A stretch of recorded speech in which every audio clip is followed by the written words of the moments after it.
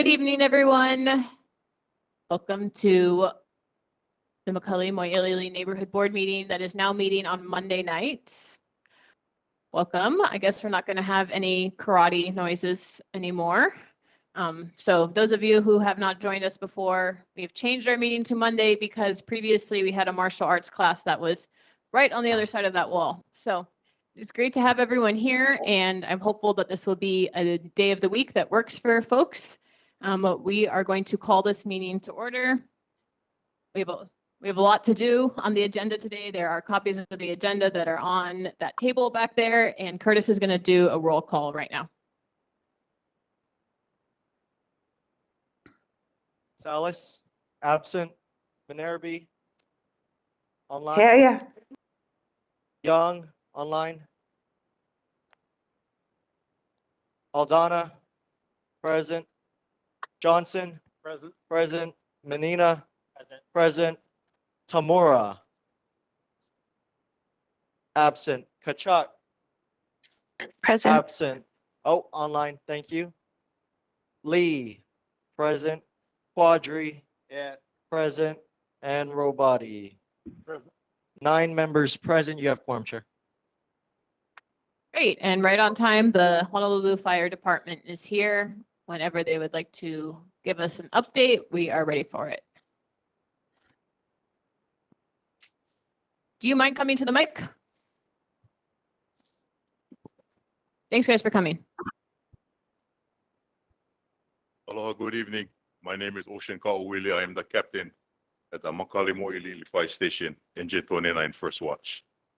This evening, you are very fortunate. I have one of my newer firefighters who just transferred to our station from the Ka'awa station in May. So he's with us now, and he just completed his 1-year probationary probation as a recruit.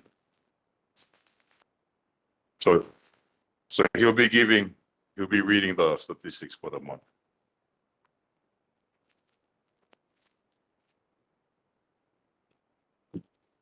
Hello, everyone. My name is firefighter Levi Lemisio. So the statistics provided below represent confirmed numbers of incidents in the NHB's geographical area for the previous month. For more details on the incidents and related mapping information, please visit the fire response search tool on our HFD website at fire.honolulu.gov under the news and info tab. Should you have any questions, please email hfdnhb@honolulu.gov. Incident statistics for June 25. For fires, we have 0 structure fires, 1 wildland brush fire, 0 nuisance fires, which include rubbish fires outside a structure or vehicle, 0 cooking fires, and 11 activated alarms or no fire. For emergencies, we have 77 medicals, 0 motor vehicle collisions with pedestrians, 7 motor vehicle crash collisions, 0 mountain rescues, 0 ocean rescues, and 0 hazardous materials incidents. Fire safety tips and announcements. Fire safety tip, July 2025. Fire safety tips, wildland fire awareness, prevention, and preparedness. Wildland fires significantly threaten Hawaii's landscapes, wildlife, and communities. With dry conditions and daily activities increasing the risk, it's crucial to take proactive steps to prevent and mitigate wildland fires. Lighten the load. Reduce the risk of ignition by maintaining your yard and cleaning your gutters to remove fuels. Clear, cool, and contain. Clear vegetation 10 feet around campfires and barbecues. Keep a shovel and water nearby, and ensure fires are completely extinguished before leaving. Watch the spark. Ensure machinery, including chainsaws and weed trimmers, and recreational vehicles with operating spark arresters are maintained regularly. And for more information, visit these online resources for Honolulu Fire Department at fire.honolulu.gov and Department of Emergency Management, honolulu.gov/DEM. Hawaii Wildland Wildfire Management Organization at hwmo.org/lookout. Thank you. Oh, sorry. Any questions? Thank you so much for coming. And I just wanted to express my appreciation for the expanded stats that you guys have given this month. It was great to hear other rescue or other numbers beyond just the fire ones. Can you remind everyone what the borders of this area that you were talking about are? Yes. I will refer to my captain, Ocean, for this. Talking about our response area? Yeah, because when you said like ocean rescue, I was like, is there even ocean in that anyway? So it'd be helpful to know the geographic borders. Yes, so our geographic borders run from McCully, on the other side of McCully, all the way down into Date Street. And on Date Street, it terminates right near Camuela, that way.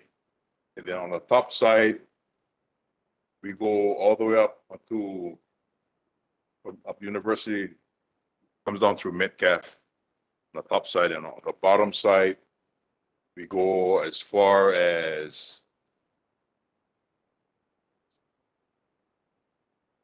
Alawai Bridge on that side. So when it does come to ocean rescues, the reason it's included with us, because at times there may be situations where other stations or other companies near the coastline are out of service for whatever reason, or they're at another call. So in that case, they're going to call the next nearest one, which could be us. So we'll respond that way also. It's not just for people who fall in the LOI. Oh, no. Okay. Does the board have any questions that they would like to ask? Anyone online on the board? Okay, if you're a community member in person, please come to the microphone and ask your question and identify yourself. Hi, my name is Allison Peterson. I know this isn't part of our district, but I understand that one of the fires that happened in Kalihi was a lithium battery started, and I'm on the board in one of the buildings here, and we're really concerned about that. Do you know any of those details, and has there been any movement in the legislation or, laws concerning that? So I can answer part of that question. As far as the details for the Kalihi fire, that I do not know. Now, when it comes to lithium batteries, it has been a cause for concern lately. And as you know, traveling with lithium batteries, they don't want you to put in your suitcase, so that put in the belly of the plane, because it could spontaneously ignite. Can you speak into the mic? Sorry. I'm sorry. So like I said about lithium batteries, it could be dangerous because it could spontaneously ignite. So there's been a lot of discussion as far as legislation. I'm not sure on where they are right now with that. But as private boards for different buildings, I know it has been asked of us sometimes if we can recommend, and it's not for us to do so because of the nature of how sensitive it is. But I can say that there are some boards for certain buildings, they don't allow anything with lithium batteries in elevators or in the units upstairs for that reason. So the storage is always down below. If that helps you, if that helps what you're trying to ask. All right. Allison, can you please speak in the mic? As far as the size of the things that they are banning, do they have a limitation? Like, okay, you can't do scooters, but you can do your phone, for example. Yeah, as far as limitation on size, that I do not know. Are there any other community member questions for people in person? All right, anyone online? Curtis has their hand raised. All right, thank you guys for coming in person. It's great to have you. Have a good evening. Take care.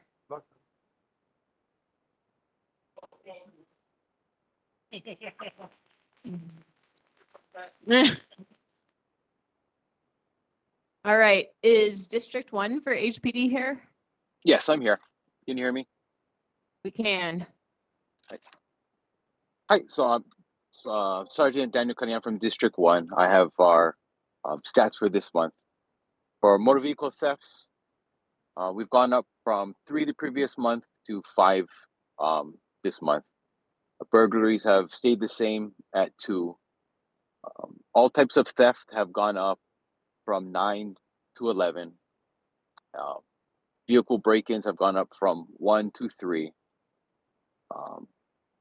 Assaults have stayed the same at 4. And sex assaults, graffiti cases, and drug arrests have stayed the same at 0. Our calls for service have gone down from 418 calls to 355 calls. And for all these statistics, you can find it on our website at honolulupd.org. The only thing I got to share is that the department is accepting applications for the Citizens Police Academy. It's an 11-week program that gives community members the opportunity to be educated on what HPD does. And you can always apply online at honolulupd.org/CPA. And that's all I have. All right. For the sake of the folks who are new on the board, can you also remind them the boundaries of District 1? Oh, for my side of District 1 for this board we are pretty much all of Ala Moana area all the way up until McCully Shopping Center is where I start breaking off until District 7. Great. Okay. Do we have any questions right now?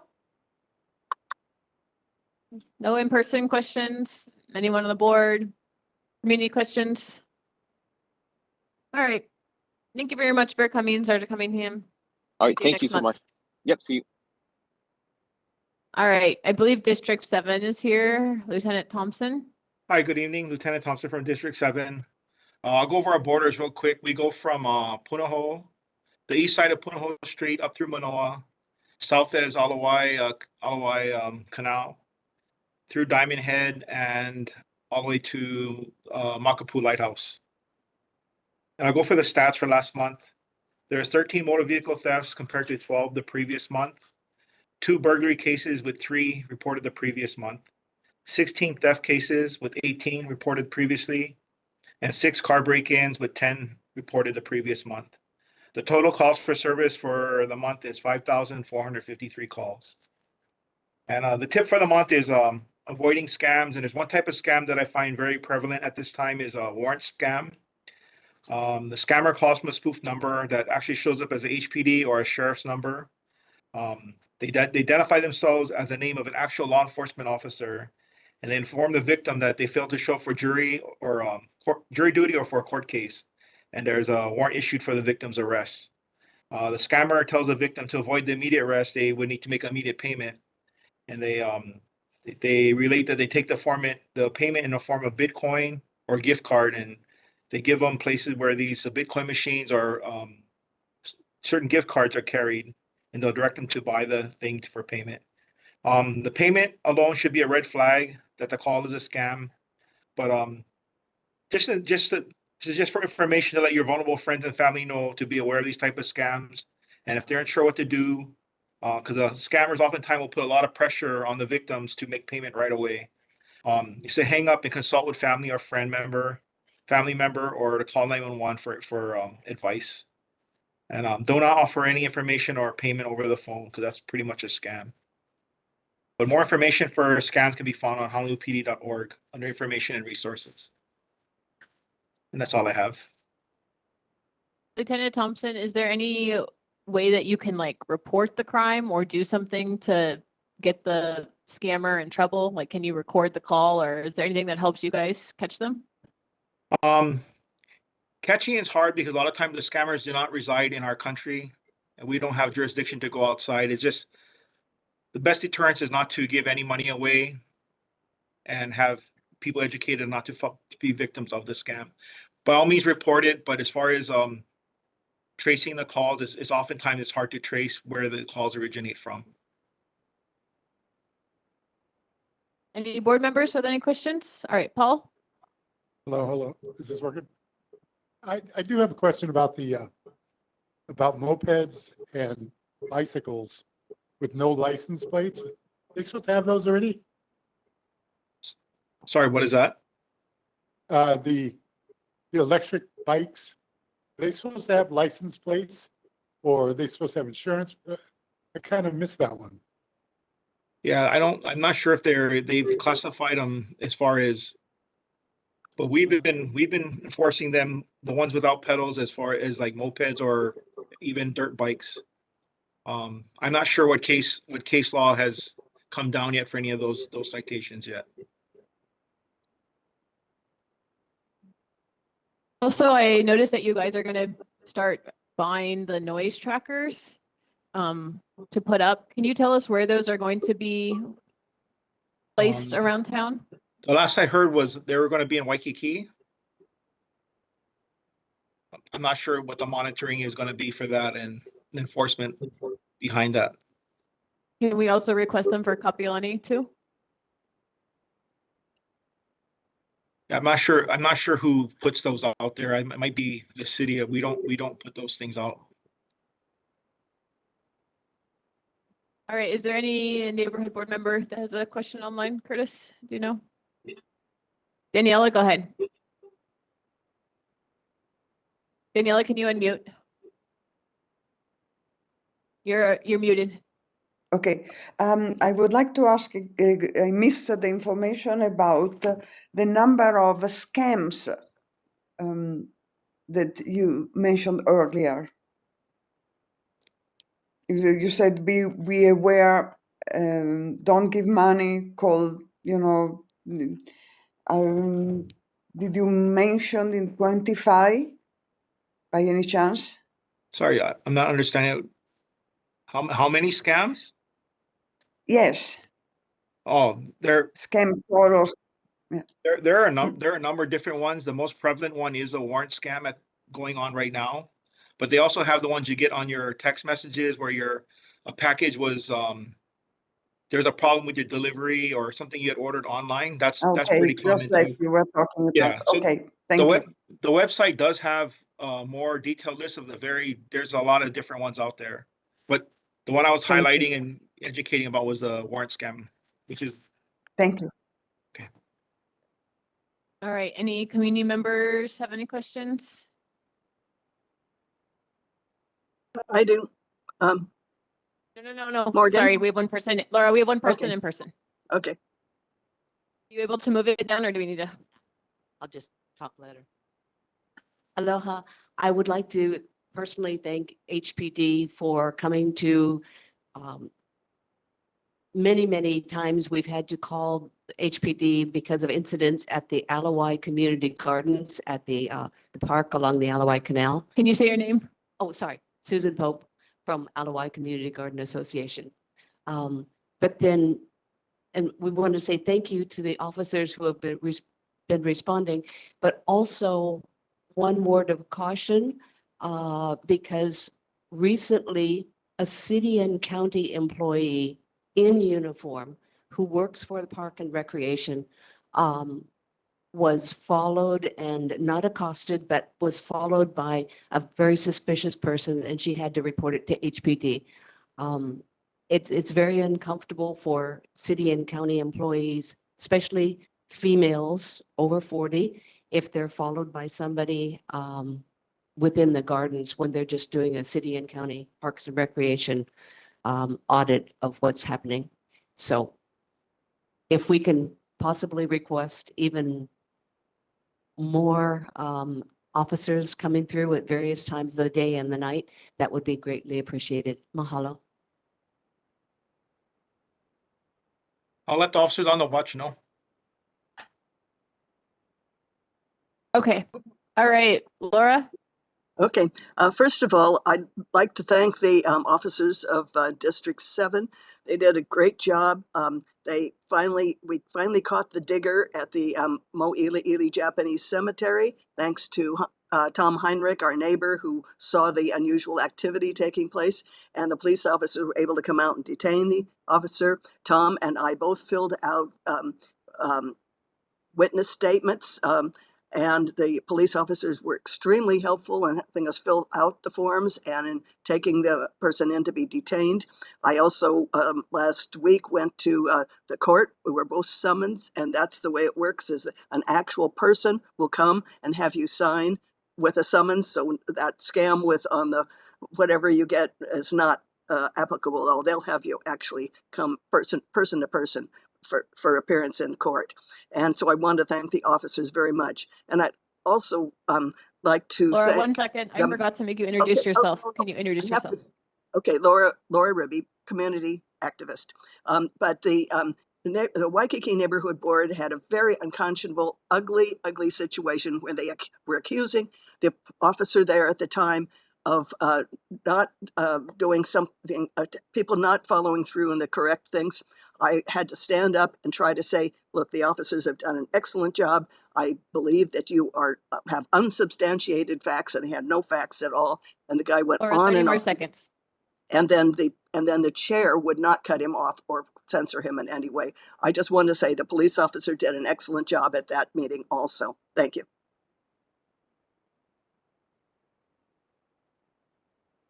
Thank you, Laura, for your support. All right. I don't think there's anyone else who has their hand raised. So thank you very much for coming, Lieutenant Thomas. Appreciate it. All right. We are going to move on now. We have a bunch of board business to take care of. We have new people on the board. And so I am asking everyone we're going to start in person and then we'll finish online. If you are on the board, please say your name. Please tell us how long you have lived in this community and kind of what part of the neighborhood that you live in and your favorite part about living here. So I'm going to start with Paul and we will work our way up to the front of the room and then we'll move online. So go ahead, Paul, with the mic. My name is Paul Urbati. I've lived in McCully, for about, I don't even know where I live. I've been living there for about 28 years on the corner of Baratan and Puno. Thank you, Bill Morgan. And I've been on the board, I guess they said since 2019. It's just a great way to talk about what's going on in the neighborhood. Everybody listens. Everybody hopes to do everything the right way. And what's your favorite part of the neighborhood? When my daughter comes to my house. So, but that's it. Thanks. Okay. Anwar? Hello, my name is Muhammad Anwar Quadri, and I live very close from here, Alexander Street. And I moved 3 years ago from Manoa to Mōʻiliʻili area. I serve in Manoa Neighborhood Board, and before I serve in Punch Bowl, the Pauga Neighborhood Board, and then I used to live on Pali Highway. So that's my third neighborhood board, and I'm serving since 2010. Thank you. What's your favorite part of the neighborhood? My favorite part of neighborhood? Oh, this neighborhood board or this area? The area. Yeah, area. I like this neighborhood. I love this one. Like last month there was a Mōʻiliʻili Fest, which is amazing. This area, we conducted several community events at the Mōʻiliʻili Community Center. Yeah, so I love this area. Aloha and good evening, everyone. My name is Justin Menina. I live in McCully-Mōʻiliʻili, just right across from Wireless Shave Ice and the traffic circle that was installed a few years back. Previously, I lived in Waikiki, and one of the reasons why I wanted to join the neighborhood board was because I think this neighborhood and all its people are uniquely positioned and situated because we have a number of opportunities to focus on improving the health and well-being of our community, namely adding new sidewalks where they're missing. We have a number of kapuna just by the elementary school who I've seen just walk on the street and they're on a wheelchair, and making sure we have street trees and other elements that just makes our community just more livable and more enjoyable. And one of my favorite things about this community is I love all the new ice cream shops that have opened up. Really great places to get a good late night snack. Aloha, my name is John Johnson. I've been in the community for about 32, 33 years. Same area outside of Kalo Mini Park. Let's see, my favorite thing about the community is probably its central location to everything. Over the last 30-something years, I've had 3 different jobs, and I've always been in walking distance or biking distance of where I worked. So that's what I really love about it, you know, being centrally located to everything. Aloha, my name is Erendira. I've lived in this neighborhood about 14 years. And the thing I love most is the cultural diversity and the manuoku. My name is Morgan Lee, and I've lived here since 2021. My favorite thing, I have a lot of favorite things. One of them is living next to the canal. That is the part of the neighborhood that I am close to. And I just walked around the canal a couple hours ago. I also, love living next to a park and being central to basically everything from Waikiki to the freeway to Ala Moana to Kaimuki. It's a fantastic location. All right, Daniela, you can go first. Yes, thank you. Can you hear me? Yes. Okay, very good. I've been living in the neighborhood for 50 years, and I love it because of the cultural variety. It's like a little United Nations neighborhood with a lot of Pacific Islander and a lot of a great variety. Is very centrally located. I love the school, Alawai School. I love Yolani School, and I love the park, which is already a community within a community, that park.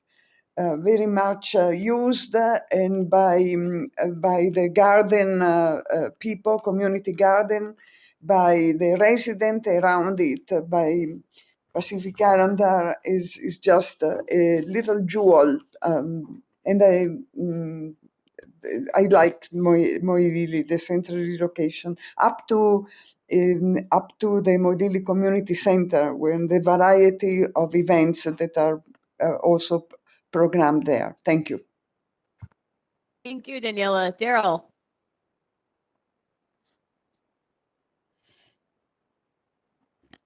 Hi, I'm Daryl, Daryl. are you Young. here? Yeah, I'm here. Yeah. Can you hear me? Yes. I'm Daryl Young. Been living in my neighborhood for over 50, maybe 60 years since I grew up going to Alawai School. I went to Iolani School also, and then to the university. But I love the area because it's very convenient, like everyone else was sharing, and also that it's I do a lot of walking, and it's there's a lot of the Alawai Promenade is a great walking area around the canal, and so and just the people, and I love it there. Thank you. Thank you, Daryl. Michelle? Yes, hi, everyone. My name is Michelle Kachuk. I have lived in the neighborhood about 12 or 13 years in McCully. This is my second term on the board, and I really enjoy serving on this neighborhood board and getting to meet everyone in the community. And I think really I just want to echo what everybody else has said about the location of our neighborhoods is just so fantastic, and there's so much to do and so many interesting businesses, and it's for the most part fairly easy to get around, especially for pedestrians and cyclists and that. But I think one thing I can't wait for is the bridge, so that it's even easier and safer for everybody to get around and for others to access the great parks in our neighborhood as well. Awesome. Thank you, Michelle. All right, so we have elections of board officers right now, and there's a couple things that I want to clarify before we move into that. The first thing is, Curtis, could you remind us of how many votes people have to win in order to win a seat? All right, so there needs to be 7 votes for anyone to win a seat. And then the second thing is, can people who are not here win seats? No. Okay, so you must be present to win a seat here. So let's go first we're going to go from chair, then we have vice chair, secretary, and treasurer. Do we have any nominations for chair? I nominate Morgan Lee. I second it. So Curtis, are you just going to ask people? Do I have to say something? I guess I should say something in case there's I accept, but then I also am realizing there might be other people who want to be nominations for this position. Okay, since I'm going to go first, I know we just kind of like shared a couple things about ourselves, but we're still all learning about ourselves. So a couple other things that I would just share is I really like to facilitate meetings. And thank you all for wanting me to facilitate meetings. Some things that I didn't share earlier, my parents are visiting right now and my dad is from here. So it's been always fun to hang out with him and walk around and reminisce about all the different places that he knows here and how things have changed. And it's great to be here and be connected with Hawaii itself. So yeah, we're going to move to voting now. Okay, seeing that Morgan Lee is the only nominee for chair, you can either say Lee, none of these candidates, or abstain. Starting with Salas, who is absent. Minerby. Minerby, is your vote for Lee? She's Yama? muted. Again, excuse me. I can hear you, Yes, Daniela. I vote for Lee. Thank you. I vote for Lee, Lee. okay. Thank you. Young, Yes, Lee. Lee, Aldana, Lee, Johnson, Lee. Lee, Menina, Lee. Lee, Tamura is absent. Kachuk, Lee. Lee, Quadri, Lee. Lee, and Robati. Lee. Lee, 9 votes for Lee. Morgan Lee is now chair. Are there Congratulations. any nominations for vice chair? I nominate myself. Robati self-nominating for vice chair. Are there any other nominations for vice chair? I second for Robati. Any other nominations for vice chair? Seeing none, I'm gonna nominate Michelle for vice chair.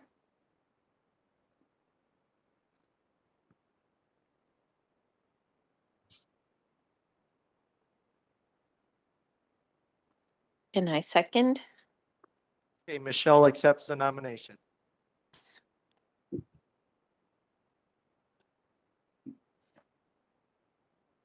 No problem. Are there any other nominations? Okay. We'll do a roll call vote. Kachuk for vice chair and Robati for vice chair. Just state the last name of the person you're voting for. Minerby, Roboti.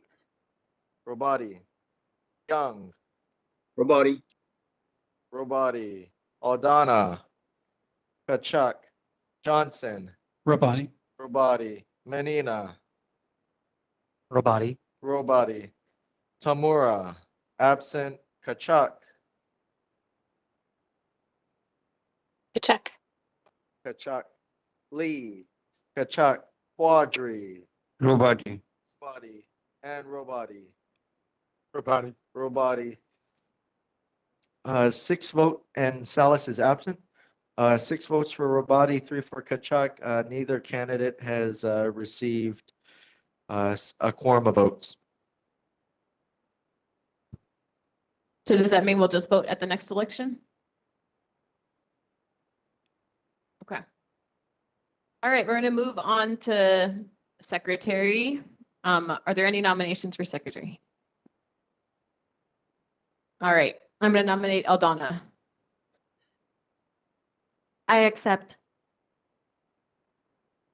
Any other nominees?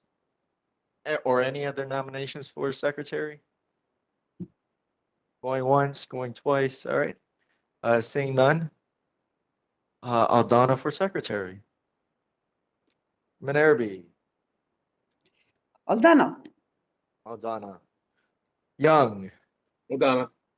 Aldana, Aldana, Aldana. Johnson, Aldana. Aldana. Benina, Aldana. Aldana. Kachuk, Aldana. Aldana. Lee, Aldana. Quadri, Aldana. Aldana. And Robati, Aldana. Aldana. Salas and Tamura are absent. 9 votes for Aldana. Congratulations. You're now the board secretary. Moving on to the last officer. Treasurer, are there any nominations? I nominate Manina.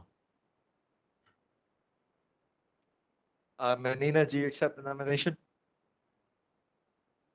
I must disclose that this is my first rodeo being a neighborhood board, but I'm very humbled by the confidence instilled to be nominated as treasurer. So I humbly accept. Thank you. Thank you. Are there any other nominations? Seeing none, we'll go to a vote.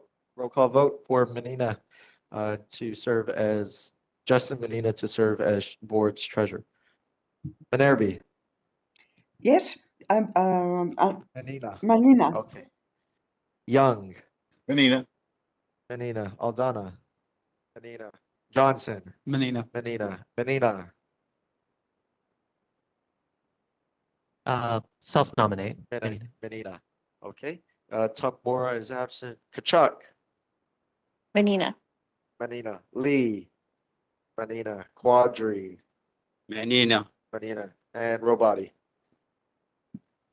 Menina. Menina. Congratulations. Justin Menina is now the board's treasurer. All right, I have one question to ask Curtis before we move on, so give me 1 second.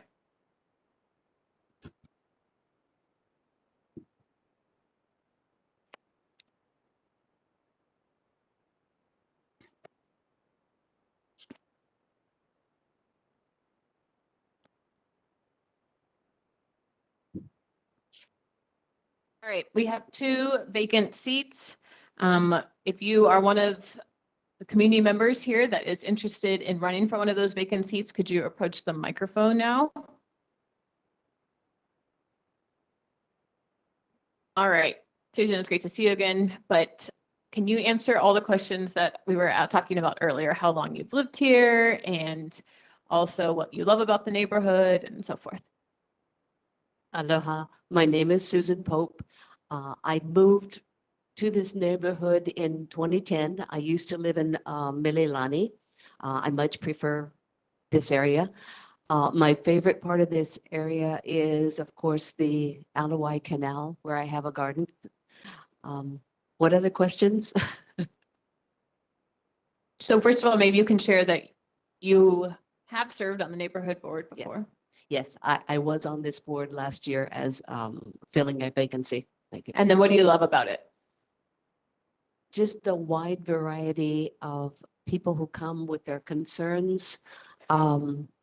It's amazing. People are so talented in so many different ways. Thank you. Great. So I gave Curtis my proof that I now live in the neighborhood again. I had a 2 years out in Palolo, but then I came back. All right. Do people have on the board members have any questions for Susan? Anyone online have any questions for Susan? All right. Well, I nominate you to join the board. 2nd. And I think we will go to a vote. Just say Pope if you're voting for Susan Pope. To fill a vacant at-large seat. Minerby, Vote for Susan. Pope, Young, Pope, Pope, Aldana, Pope, Johnson, Pope. Pope, Menina, Pope. Pope, Tamora absent, Chuck, Pope. Pope, Lee, Pope, Quadri, Pope. Pope, and Robati. Pope. Pope. Salas still absent, with 9 votes. For Susan Pope, Susan Pope has been appointed to the board. Susan, you need to come up here. Okay, so we're gonna see if there's anyone else for the vacancy and then you can get sworn in. So, and then you can come sit up here with us. Is there anyone else that wanted to join here online? All right, Drew's here. But you have to introduce yourself. Hi, my name is Drew Erickson. I've lived in the neighborhood for at least 25 years. I've been coming to this neighborhood board for about, I don't know, maybe 4 years. And what do I love about this neighborhood is its location. Its location to surf, its location to just, it seems very centralized and but not in Waikiki. Drew, we talked about a couple weeks ago how you first heard about neighborhood boards. Can you share that with people? Yeah, my neighborhood board journey started as I used to be the video guy, and I would go to neighborhood boards all over the island, and that's where I first learned about this process. Does anyone have any questions for Drew? Okay. All right. Well, I nominate Drew. Erickson. I second.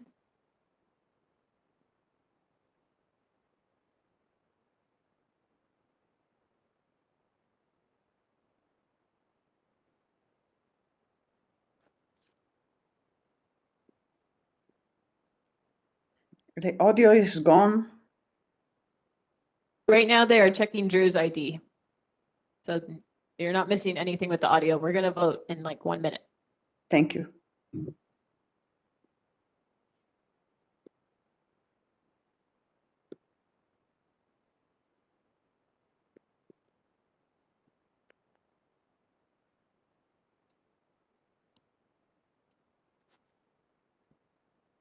All right, last call for any other community members that want to join the board.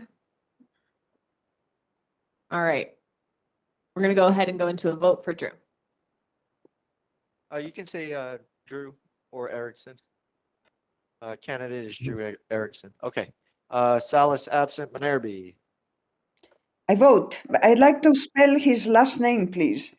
Erickson, You can say Drew. H-A-R. Erickson. Thank you. I vote. Vote for Drew? Yes. Okay. Young, Harrison, Aldana, Johnson, Erickson. Benita, Erickson. Tamora's absent, Salas absent, Kachuk, Erickson. Erickson, Lee, Erickson, Quadri, Erickson.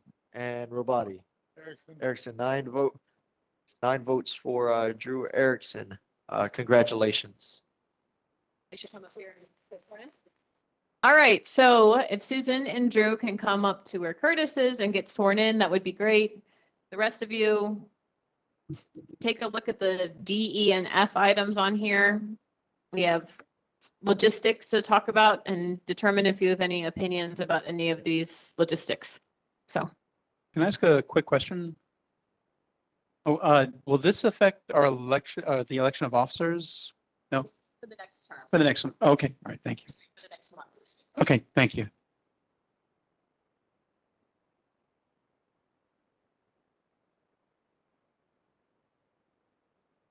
Can you get in? Yeah. There we go. Hi, Ed.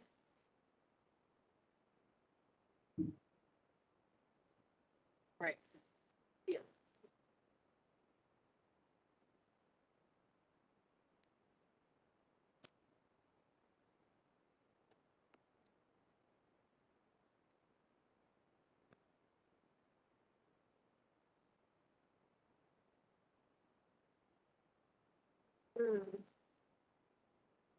Okay.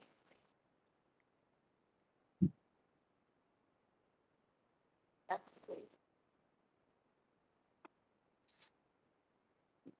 Hi, Ed. Hello.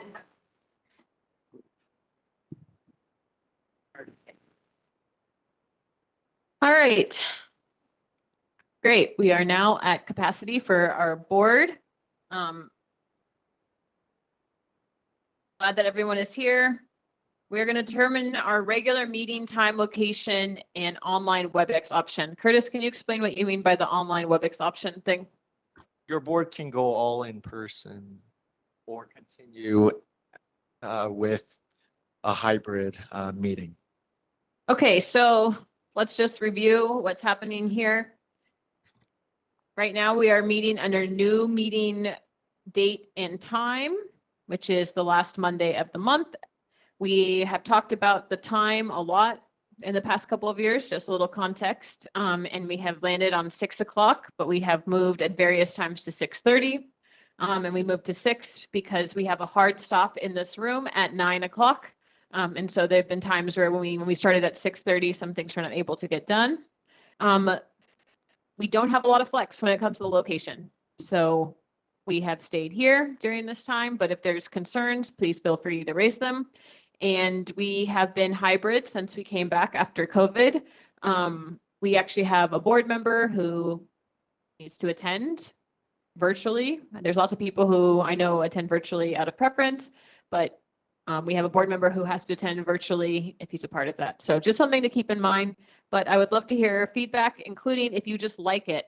That is also helpful feedback. So people in the room, our board members in the room, can you guys just give me your sense about everything? If you have any questions, especially now that we don't have karate anymore.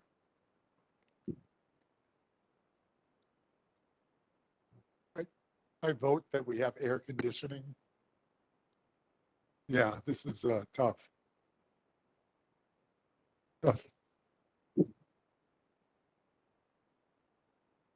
We can make a request with the Department of Parks and Recreation.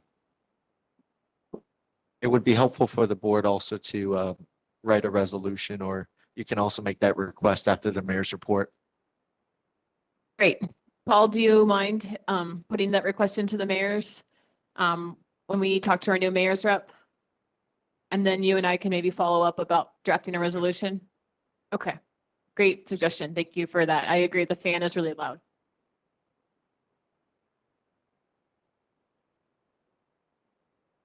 Is there anyone else in person who has any opinions? I think that the 6 p.m. starting time is good. We still run out of time to go everything we'd like to. I live close to this location, so I love it. And it's good to have more inclusive options for attendance. So in person and online sounds good to me. Justin. Thank you, Chair. I concur what was previously said, but I would also add that having a hybrid option allows both fairness and equitable access for our neighbors and community residents, especially those working class residents who may have conflicts in schedule but wish to participate in the neighborhood board process. So I see strong value in having hybrid. Thank you. Thank you. Anyone else with opinions? All right, John. Yes, I agree with Justin. I definitely want to keep the option there in cases where I can't attend as well. And I know that there are some community members that would prefer not to meet, face to face necessarily, even post-COVID. So I say the more options, the better. All right. Any board members online have opinions? Again, if you just like the status quo, you can just share that you like the status quo. I'm happy with hybrid. I think it's good to have options. Great. Thank you, Michelle.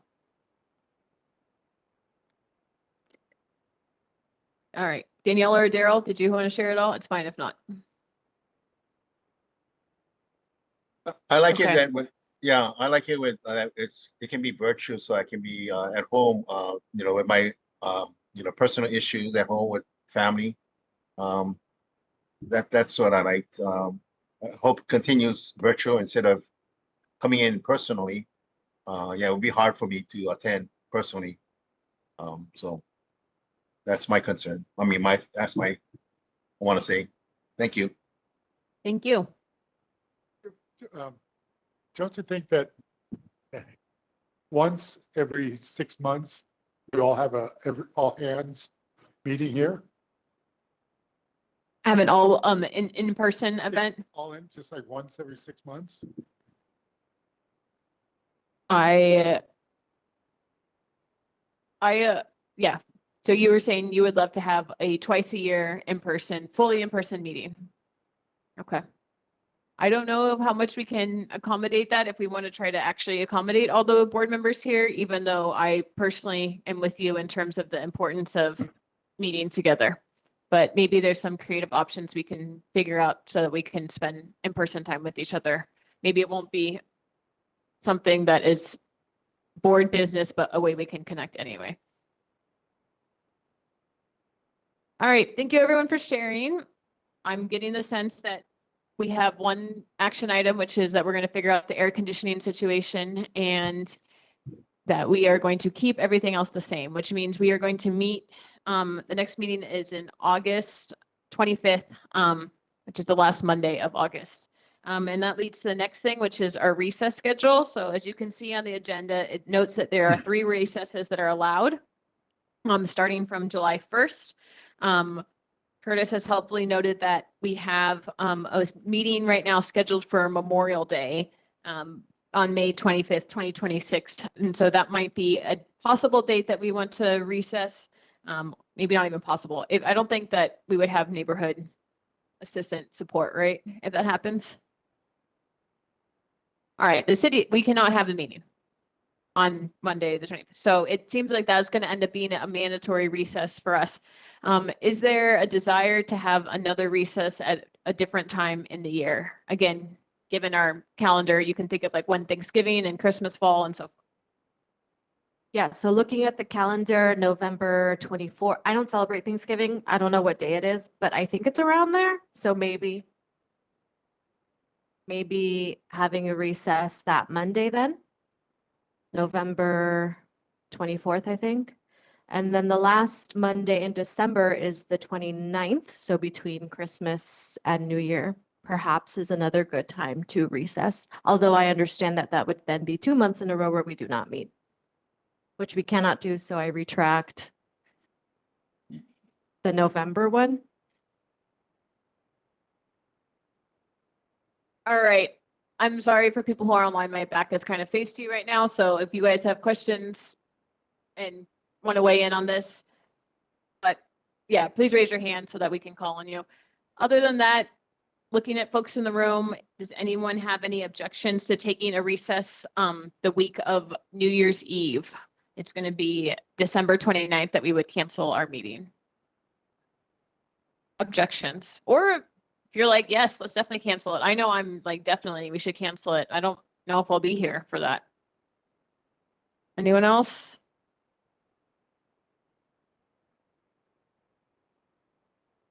But I'll make a motion right now. Let's introduce a motion to take a recess on December 29th, 2025. Second. Second. It is? 29th. Where? December 29th? Okay.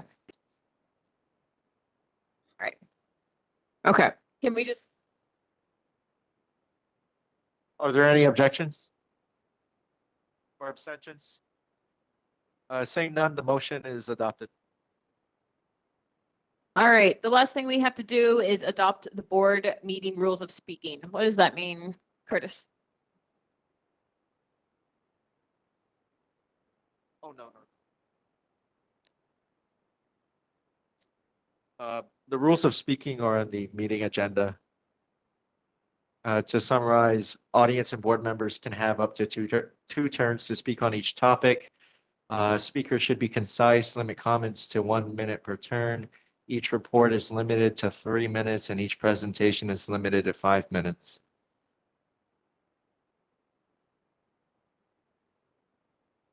Does everyone see that at the top of the agenda?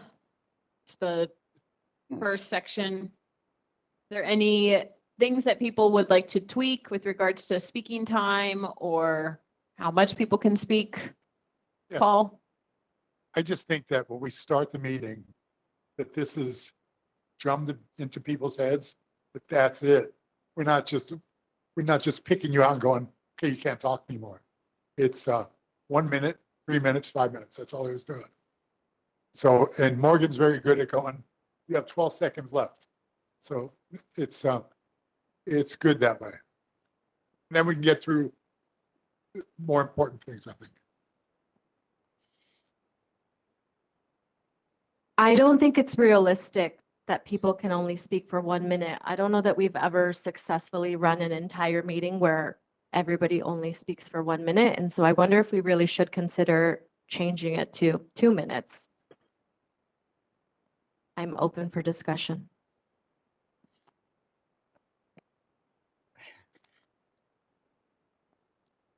Yes. 2 minutes is great. 2 minutes is great. It's just, sure. And Speak into the it's up to Morgan. Speak into the mic. That's what I'm doing.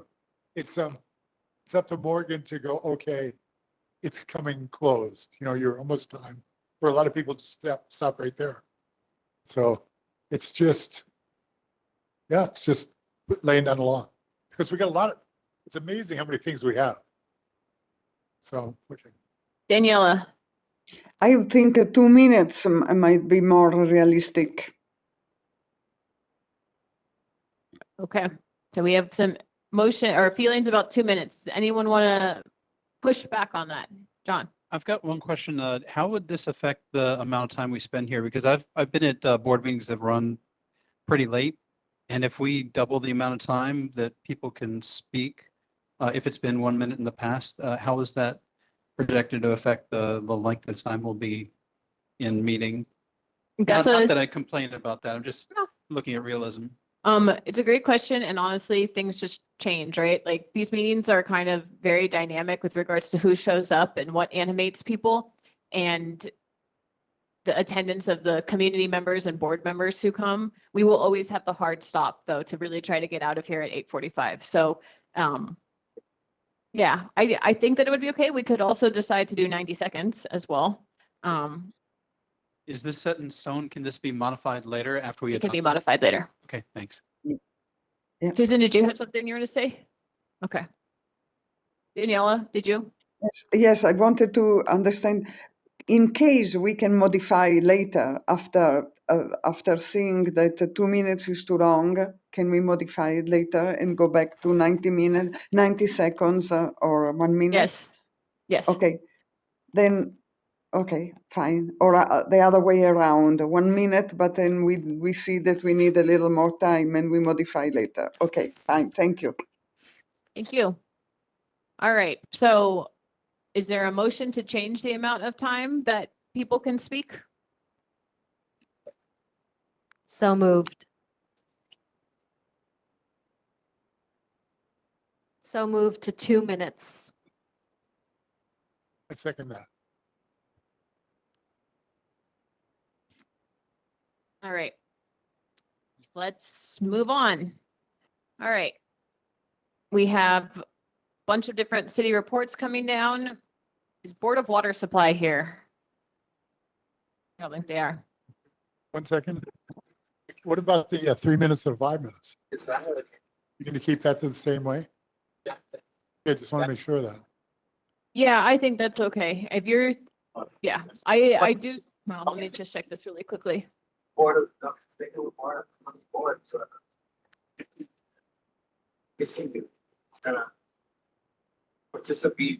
Daryl, do you want to weigh in on this topic? Daryl? Sorry, yeah, I should have mute. I'm sorry. Yeah, No worries. We just wanted to make sure we didn't miss you. It's okay. All right. So Paul, sorry, before we move on to the next action item, Paul just wanted to note that the report is limited to 3 minutes. And Paul, you were questioning, you thought maybe that was an insufficient amount of time. No, I'm fine with it, just as long as that stays the same. Yeah. We don't change that. Yeah, there are times where if people contact me in advance, then we talk about this report is going to need to go longer. This presentation is need to go longer. You've said to the person, come on in. Yeah, So it's but up to you. yeah, we try to make sure that the substance of the presentation warrants, going over Sure. and so forth. Thank you for flagging that, but also going back to what we were saying earlier about how we can be a little bit flex with, or we can change the rules over time if we think that that's too stringent and unrealistic. Let's revisit it and change it to fit our needs better. Okay, so is Steve here from Board of Water Supply? No, Steve. All right, guys, we have a new mayor's rep. So that's exciting. I would love our new mayor's rep to tell us a little bit about what he does, where he lives, and what you like best about Oahu. Hi, thank you. My name's Dan Brick from Department of Environmental Services. So at the Department of Environmental Services, we handle refuse and wastewater. So basically all of the things that people don't want on the island. We treat wastewater. We have 72 pump stations, 9 treatment plants. We pick up all the island's refuse. So I've been with the Department of Environmental Services for about 13 years now and have been Deputy Director for about going on 4 months. So relatively new in that position, but I'm really happy to be here. And what I like about Oahu, I've lived here about 14 years, and I really love the community, getting together with people and getting things done. So I have some updates to share. So this month's highlights from the mayor's newsletter. So the city began an 80-acre master planning effort in the Iwilei-Kabalama sub-corridor. Mayor Blangiardi signed a trio of bills into law designed to help increase public safety, especially along the leeward coast. And those bills dealt with illegal game rooms, dealing with that. The Mayor's Office of Cultural and of the Arts helps unveil 3 new art installations as part of the Wahipana Story Places Public Art Project. Entrepreneurs along Waianae Coast began Idea to Biz Incubator Program, sponsored by the Office of Economic Revitalization. And then long lines and wait times are no more. The city brings driver's license learner's permit tests online, and there's no appointments needed with that program. So these are all updates from the mayor's newsletter, and they could be found at honolulu.gov/mayor/newsletter. So moving on to some other topics, the LOI Bridge project. So there was questions last meeting about when is the next opportunity to provide public input? And also, is there a way to get regular updates on the status of the project? So public input can be provided on a continuous basis by contacting the project manager, Peter Garino. That's Garino. And he's with the Department of Transportation Services. His phone number is 808-768-6651, or you can reach him via email at peter.garino@honolulu.gov. And to get regular updates on the status of the DTS projects, please join the Honolulu Complete Streets mailing list at honolulu.gov/complete streets. Or you can follow at hnl.completestreets on social media. And you can visit the project-specific website at honolulu.gov/complete streets/ALA-PONO.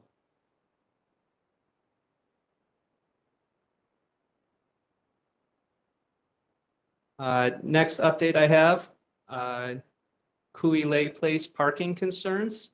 So there was parking concerns brought up.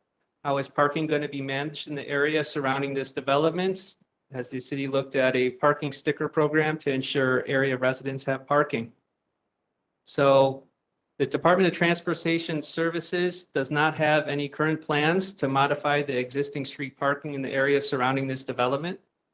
So residents who are interested in establishing a restricted parking zone, also known as an RPZ, in their neighborhood can email rpz@honolulu.gov to request to be added to the list of neighborhoods that will receive an evaluation. So the city's RPZ internet page, honolulu.gov/DTS/RPZ, contains information on the program as well as a link to Ordinance 23-27, which contains the requirements established by the City Council for neighborhoods to apply for this designation. So please note that DTS has the resources to establish one new RPZ per year. DTS released Honolulu's first Transportation Demand Management TDM plan in 2023. And the plan document was developed to guide the city and county in Honolulu and its partners effectively manage transportation and parking demand with strategies and performance targets, including RPZs. Next topic, the University Avenue Complete Streets. There is a question on how is the city's Complete Streets program going to change University Avenue and when will those changes happen? So the city's plan changes to the University Avenue can be found online at honolulu.gov/complete streets/university-and-McCully. The Complete Streets improvements, which include new pedestrian, bicycle, and transit infrastructure, are planned as part of future roadway rehab project that have been added to a statewide transportation improvement program to be able to receive federal funds. So this project has not yet begun the design phase, so improvements are still years away. In the meantime, the city is planning to upgrade the uncontrolled crosswalk at Kualei Street to improve the bike lanes Mackay of King Street. And then finally, there was an issue brought up about a bumpy roadway on University Avenue. A resident requested DFM to fix a bumpy roadway on University Avenue halfway between Date Street and King Street, which was caused by a tree root growing in the median. So University Avenue between Date Street and King Street was completed on May 20 to 22nd of this year. So that's all the updates I have, but I'm willing to take some questions. Dan, it's great that you're here. Who on the board has questions? Looks like Paul does. Go ahead. Okay, I do have one quick question.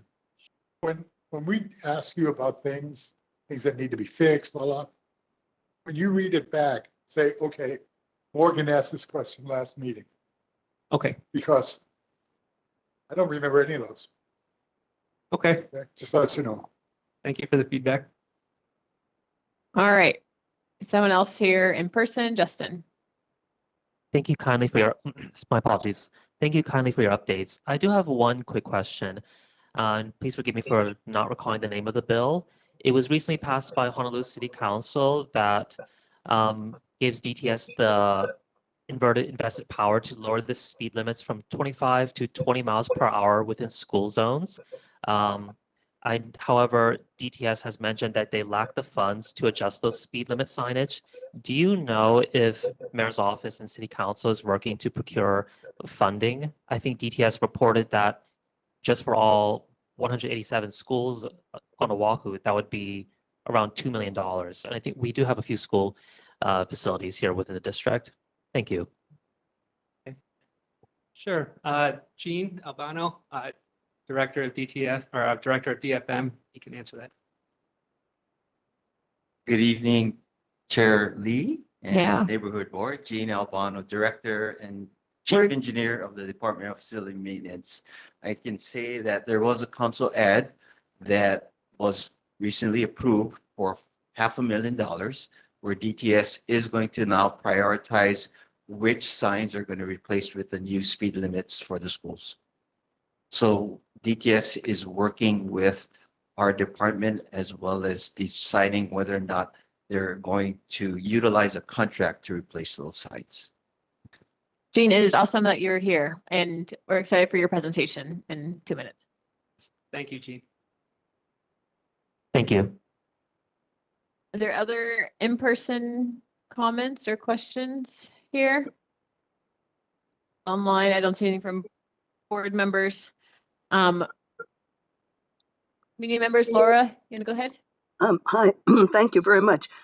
First of all, Daniel, and I'm sorry, I just lost your name. Jean, I'm sorry. Rick. First of all, commending your trash pickup crew at Alawai Park. It's 40 or 50 bags that are picked up once or twice a week, and they're all neatly packaged and everything. And I believe it's the Park and Recs trucks go down on the 10-foot wide a bicycle lane and easily pick up the trash. When and should if any planned bridge goes over, you're going to need easily 4 times to 10 times as many pickups and trucks. And so I would plan for that in your budget ahead of time and tell the mayor, and especially Roger Morton, DTS director, I don't think they're planning for that kind of thing. That's everything. And also Roger, I guess, rejected my email that I sent him asking for all ADA compliance. 1 minute.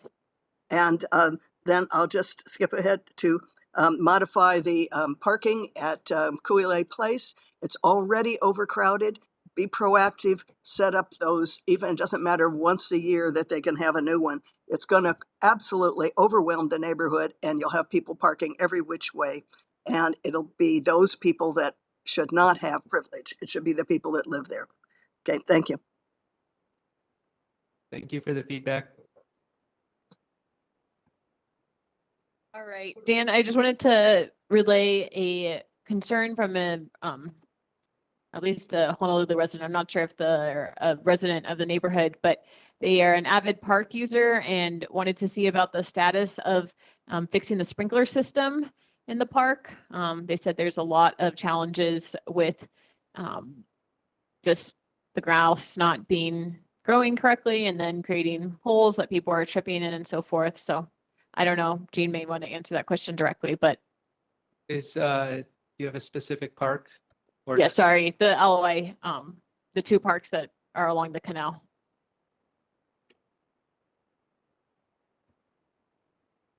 Yeah, I could bring that concern back and we can work with Parks and Rec to see about that. Thank you. All right, thank you so much for joining us, and we're glad that you're here in person. I guess Elmer has a question too. Elmer, can you come to the mic? Thank you. Hello, everyone. My name is Elmer Kai. I'm the Government Relations Community Affairs Director for UH Manoa. I just wanted to kind of give you guys an update regarding the Complete Street project that just happened from University Avenue to St. Louis. Just to kind of give you guys a heads up, we actually started to move in kids in 2 weeks. So if you ever drove in that street now, it's actually no longer 2, it's one trip both ways. So we anticipate traffic, but I didn't want us to do it in my presentation because it's not our project, it's their project. But I just want to let you guys know that's what's happening. Thank you. Thank you. All right, John. I've got a question about the complete streets on Dole. I was wondering what the purpose of taking out the extra lane was, because it looks like it's all marked off yellow and I don't understand the purpose of that. Could you explain that, please? Yeah, I will have to look into that. I do not know offhand, but I can get the answer for you. Justin? Chair, may I make a comment on the Dole project? Yes. Thank you. Just for context, because in disclosure, I used to work for City and County Complete Streets Office. The lane reduction, to my understanding, is that there were 6 serious injuries over the span of a several-year period and 1 fatality, and noted speeding. So DTS, from my understanding, is the lane reduction, i.e. road diet, is meant to add buffered bike facilities, since there's a number of avid, regular, frequent bicycle users and traffic, as well as the effort or the hope is to calm traffic. So going above the 35, 36 mile per hour occasional speeding that they see down to the posted speed limit of 25 miles per hour. But that's a very good question, is if DTS can also highlight that in more press material. Thank you. Sure. Thank you. Thanks for the context. All right, I don't think I'm missing anyone online. Anyone else in person? All right, awesome to have you. Thank you for coming in person to the meeting. Yeah, thank Appreciate you, it. Morgan. I appreciate it. Have a good one. All right. Our next guest kind of gave us a sneak preview, but you want to come up here, Director Albano? It'd be great to have you. Thank you for coming in person. It's great to have you here. Well, again, thank you for allowing me to present about tree maintenance. Again, my name is Gene Albano with the Department of Facility Maintenance. Specifically, if we are asking updates, Alanayo stream is currently being cleared manually. There is very limited opportunity to use machinery given the narrowness of the ditch and access to the stream. They are currently working on the ditch and it should be done very shortly, hopefully in a couple of weeks. So that's Alanayo. Makiki is similar. There is restrictions in terms of getting access. The one access point is through a private owner on Fern Street, and that can only be done on the weekends because we have to make sure that we're not affecting the owner's ability to do business. So that's where it's difficult for our staff to maintain Makiki on a regular basis. However, we are trying to identify opportunities, work with the owner to see how we can potentially do it more often. Lastly, Manoa Pololo, that's currently being prioritized. Currently, our staff and heavy equipment machinery is being used on the west coast, west side. And then after that, it will be going to the Kailua area. And hopefully after those major stream maintenance tasks, we will then come back to the urban Honolulu area. So with that, I open up to any questions that you may have with regards to street maintenance or any other tasks that DFM is responsible for. I know some of this might be easier to communicate via a PowerPoint, but maybe what you could start off with is kind of give us the big picture of the machinery and equipment that you guys have on island, and give us a sense of where you have like a lot of equipment and where you would probably like want more equipment. I would encourage, we did do a presentation to council last week sometime about stream maintenance. It's available online to video, and that summarizes our stream maintenance operations and process as well as available equipment. So when it comes to heavy equipment machinery, we have only one long reach excavator. We typically have two. The second one is currently being procured and is hopeful to be here on island by November. That is the critical equipment that allows us to do more of the heavy stream maintenance that has prohibited us to do it more frequently. Other equipment is the long reach crane that allows us to lower some of the smaller equipment to be able to use machinery. That is currently being trying to be maintained. However, parts is very difficult to come. It is a very old piece of equipment, very unique in terms of it being a lattice type of crane. They no longer make those kinds of cranes. So we have yet to really vet a similar type of equipment that can lower our equipment into the streams. So that continues to be probably our biggest issue as it relates to being able to get to streams with machinery. I hope in a nutshell, that's enough information. Did has there been money allocated to buy this crane? Yes. We are very fortunate that the council is very supportive of DFM. We continue to try and procure equipment in a timely manner. We are competing on the global market for all of this type of equipment. So that is part of the issue. In addition, obviously, there have been some concerns with the political climate as it relates to tariffs. That's certainly going to impact the ability to purchase equipment, knowing that it will actually be more expensive, and we will then have to prioritize which equipment can be procured in a fiscal year. Betsy, I'll take your question when we do community questions. I had another question in terms of like how you guys set your calendar year when it comes to tackling projects. Obviously, there's things to take care of on Oahu 24/7, 365. So what determines your priorities? Priorities is typically set. It is on our website. It's not updated, but it's a great plug right now. We do have a public information officer now. Her name is Chastity Santiago.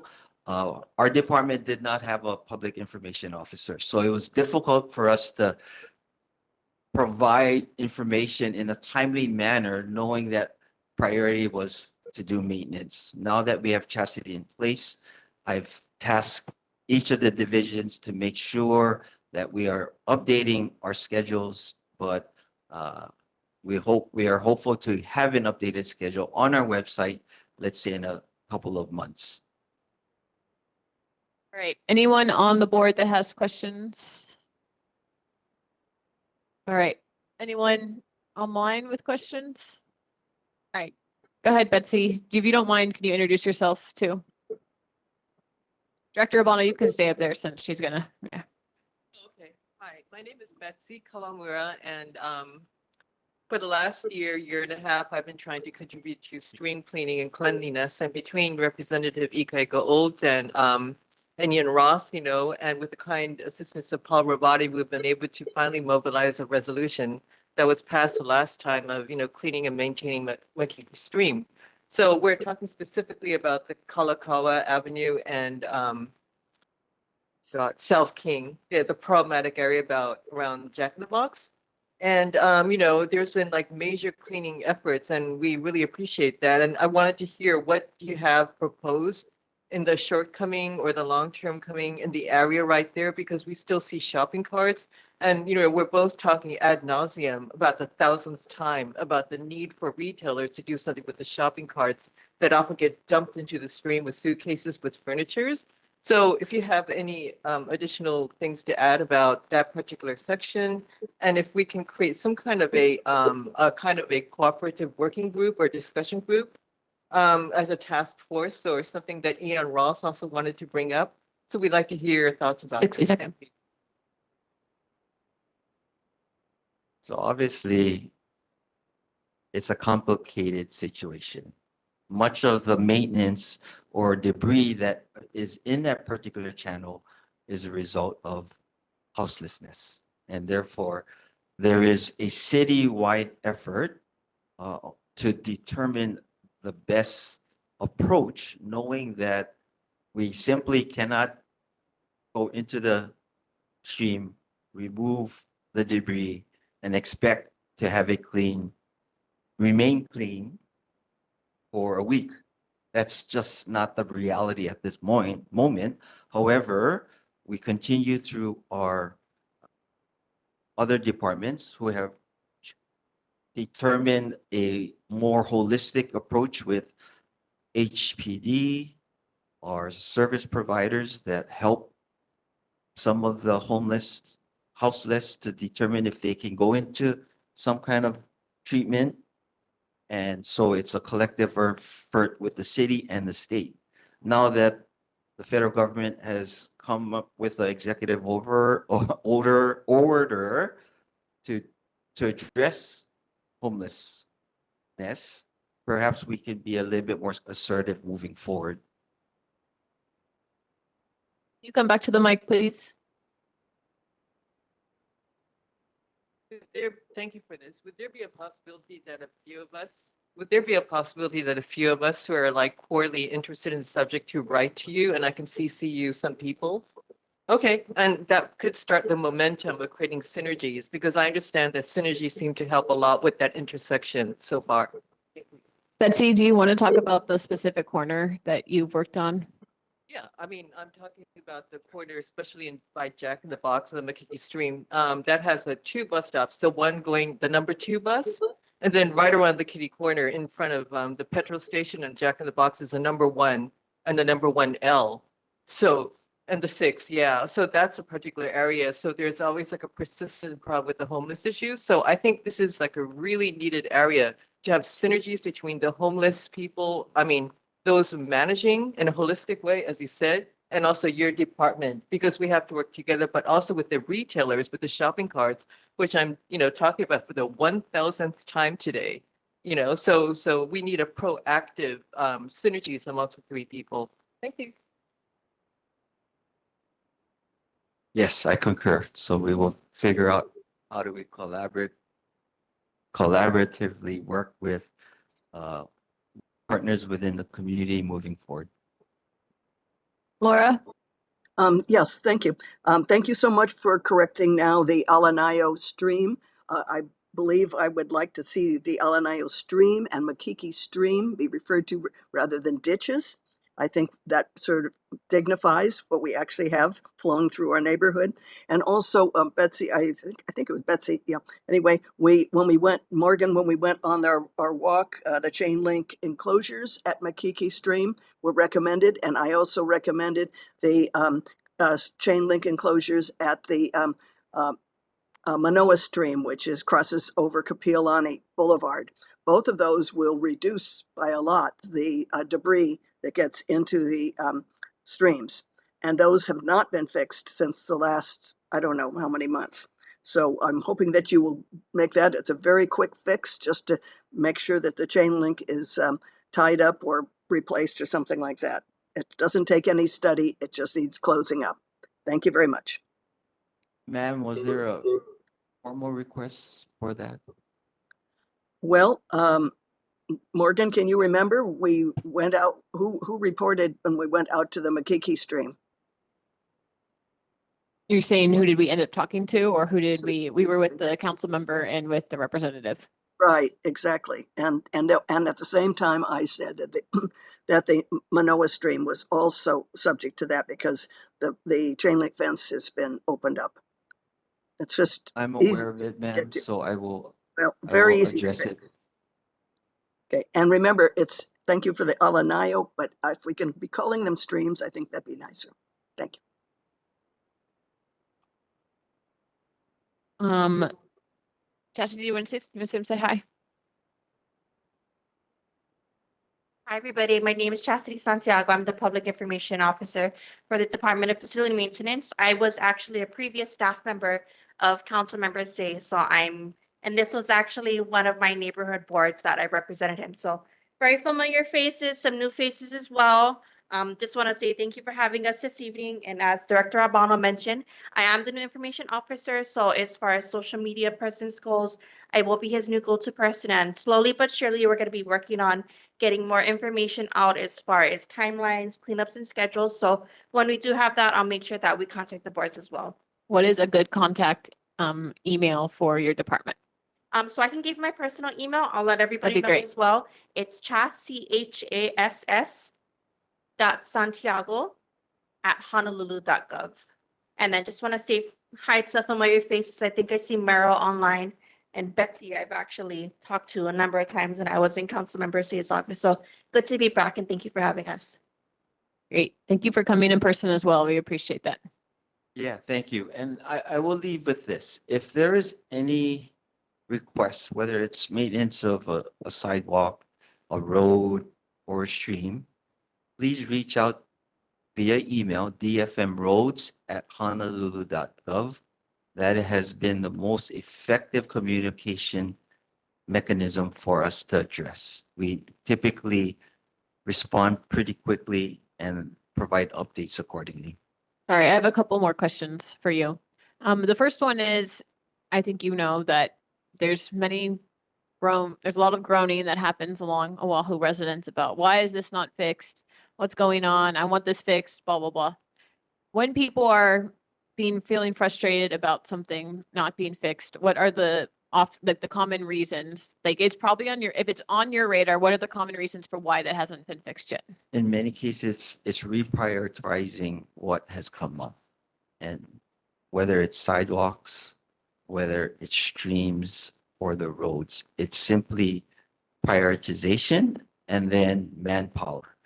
However, we have made a dent into our workforce.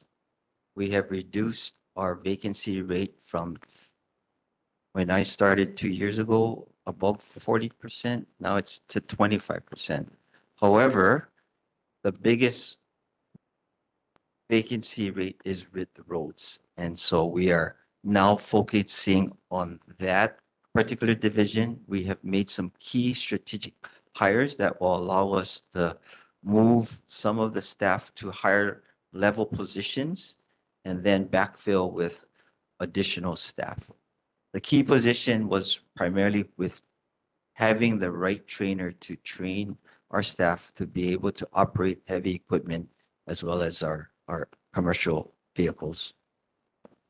They just announced that they're gonna do a project on Kapiolani for the next couple of months. Can you say more about what that is going to entail and why they need to do it? I believe it's the resurfacing that you were mentioning. It was likely one of the roads that was identified that needed interim repair, which means it was too rough for passengers' vehicles to ride on, and therefore it was identified for resurfacing. And that goes through November, right?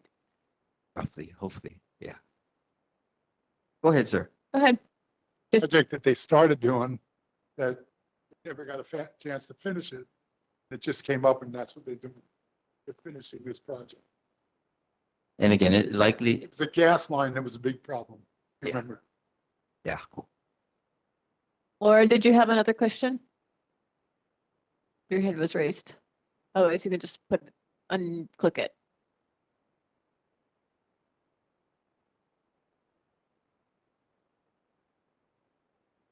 Sorry, Laura, go ahead. No, actually, I don't have anything further. That's fine. Thank you. Okay. Sorry. All right. Are there any other in-person comments? I think you're good. Thank you very much for coming in person. It means a lot. Congratulations to the new board members. Mahalo. All right. Is anyone from Councilmember Nishimoto's office on? All right. Hey, Taylor. Hi, Morgan. Sorry. Hey. Thank you, Chair, and congratulations on the new board members tonight. And I wanted to thank Director Albano for coming to speak on behalf of the Department of Facilities Maintenance to kind of talk about the stream maintenance happening in our district. And I think my boss will also touch base separately with the director to kind of get a better feel for the future plans for our area, just because a lot of the inquiries we get from all our constituents, whether it's through neighborhood boards or just people calling our office, often have to do with the stream maintenance. And a lot of times we really, don't know what to tell them because it's hard to see like what the timeline is. But otherwise, thank you folks for coming to the meeting. And we also really appreciate their help they really do process like anything with signs and street maintenance very quickly in our district, which is very much appreciated. I just want to give my regards from the council member, and we're happy to take anything back to our office to submit any risers that we can address in our district. Thank you, Taylor. Since we have folks who are new, I'm sorry, do you mind re-explaining the concept of risers? Okay, it's a request for investigation. It's kind of like the city's way of communication between departments and formally requesting something to be investigated. So someone like myself from Councilmember Nishimoto's office, I will put into within the city's system to request the managing director's office to look into an issue, and they'll assign it to a specific department that is responsible for addressing those specific issues. Thank you. All right. Any questions or comments for Taylor / Council Member Nisimoto's office? Go ahead. Thank you, Taylor. I have a question. Recently, it was reported in Hawaii News Now that the unmarked crosswalk at the intersection of South King Street and, forgive my mispronunciation, Makahiki Way. Well, there was a number of concerns that although it's technically a crosswalk, but the markings were removed due to specific internal factors I'm not particularly acquainted with. There was some request from the community to ask DTS to install markings or other particular types of improvements. DTS mentioned that those improvements may cost between $30,000 to $50,000 at the highest end. Considering that this intersection in particular is under the Oahu pedestrian plan, a tier 1 high injury pedestrian intersection, and that the nearest crosswalks are either 1,000 or 700 feet respectively. Do you know if this council member is inquiring with DTS on potential remedies such as curb extensions or pedestrian refuge islands to calm traffic or make it a safer crossing? Thank you. Yes, this is the crossing in front of the library, correct? That is correct, yes. Yes, I believe you probably noticed that DTS took away a handful of the crosswalks along that road. I think it had to do with just like how many, they have like a procedure in which they have their planners look into.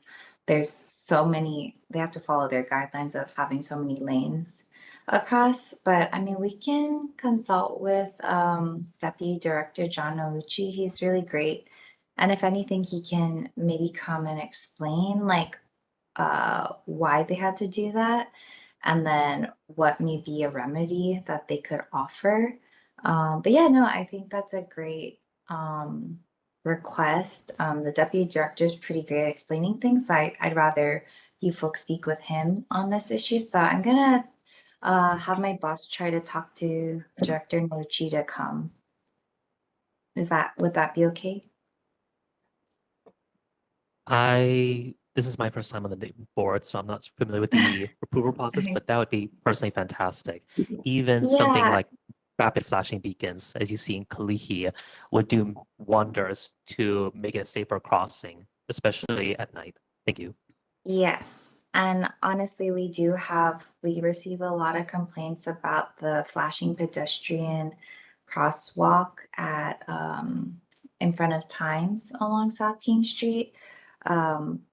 Director has explained to us that essentially what had happened was that was kind of a pilot project type of crosswalk, but in the end, they currently don't manufacture the parts, or it's very difficult to get the parts to replace them, and that's why it's been broken quite honestly for quite some time, which is really unfortunate. So that's something as well that we have received from the community that my boss really wants to address. But I think it'd be actually great if Director can come to speak at one of the boards this year. So he'd be really good at explaining those things. Thank you, especially that crosswalk. I was just there the other night getting Yeah. groceries, and I ended up waiting 2 minutes because cars will not slow for you, and you have to walk out past the protected bike lane in order to be seen. Yes, yes. So it is quite dangerous, and a lot, well, we do have that actual light a little bit down the street by Zippy's. So yeah. I appreciate the context, and thank you. And I pass it to a chair. Just jumping on, adding my voice to what Justin was saying. I don't know exactly where this fits into the conversation about parts, but I think the crosswalk that's near Whole Foods is pretty effective in terms of getting driver attention. Is this, oh yeah, I think I know which one. It's like between Istanbul and Whole Foods. Mm-hmm. Yeah. Okay. Yeah, we'll Go ahead. request that if the director can attend one of the following meetings, if he can discuss that as a potential option or what that looks like. It'll probably involve funding, which would need support from my boss and the city county or the city council. Thank you. And that particular rapid flashing beacon and pedestrian refuge island on Kamakei Street, that was around, I think, $500,000 installed by Howard Hughes Corporation. The city has successfully started implementing solar powered kind that, like in Kalihi and in downtown, that around $20,000 to $30,000 for a duo. So potentially that could be an intermediate solution. I think the longer question is, that's on South King Street. You're crossing, I think, 4-5 lanes, which, especially given the speed limit, can be potentially problematic. So, if Director Nochi could provide any long plans for how to remedy and make it a safer pedestrian environment, that would be exceptionally fantastic. Especially because I know that, to my understanding, city received federal Safe Streets for All grants, and they are planning within the next 4 to 6 years. Road rehabilitation plans along South King, Baratania. Thank you. Thank you. Yeah, no, you're very well knowledge on the crosswalks, but yeah, it would be good if we can have Director Nochi talk about this. All right. Any other comments for Councilmember Nishimoto's office here? All right. And I don't think there's anyone online. Oh, Daniela, please go ahead. Hello, thank you for coming. I have a question related to the Alawai watershed, the draft bill. Is there any update regarding or any further information that Councilman Nishimoto could share with our neighborhood board? I can't speak on behalf of my boss on this issue, but I do know that um he's met with them a couple times, and he said if they are able to find someone to introduce the bill, he would look into trying to see the support from the community. But there is a lot of mixed opinions from our community members on this specific topic, so at this time it's a little unclear. Thank you. And at this point, I wonder, or let me know, Morgan, please, when is the right time to suggest that Councilman Nishimoto might come to the neighborhood board and present or give a question and answer to our neighborhood board? You let me know if at the proper time of this meeting when I can suggest. He did come to the last that. meeting that we had. Yeah, there So was I think you folks had a June meeting that was offline, so he was there for that. But he does want to make it a point to check in with the meetings as often as possible. He just wasn't able to make it tonight, but I will definitely put it on his radar. It's always in his schedule, so it's just he wasn't able to make it tonight. Sorry about that.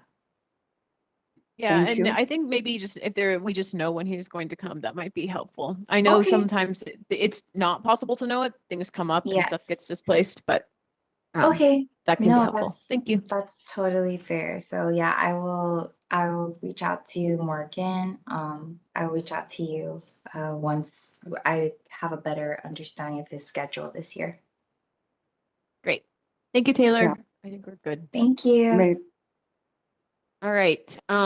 So we have finished our city reports. We're moving on to board business and presentations.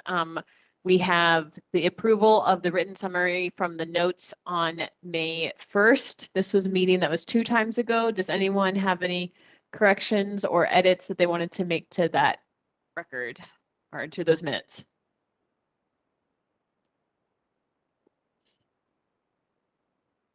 For the second one.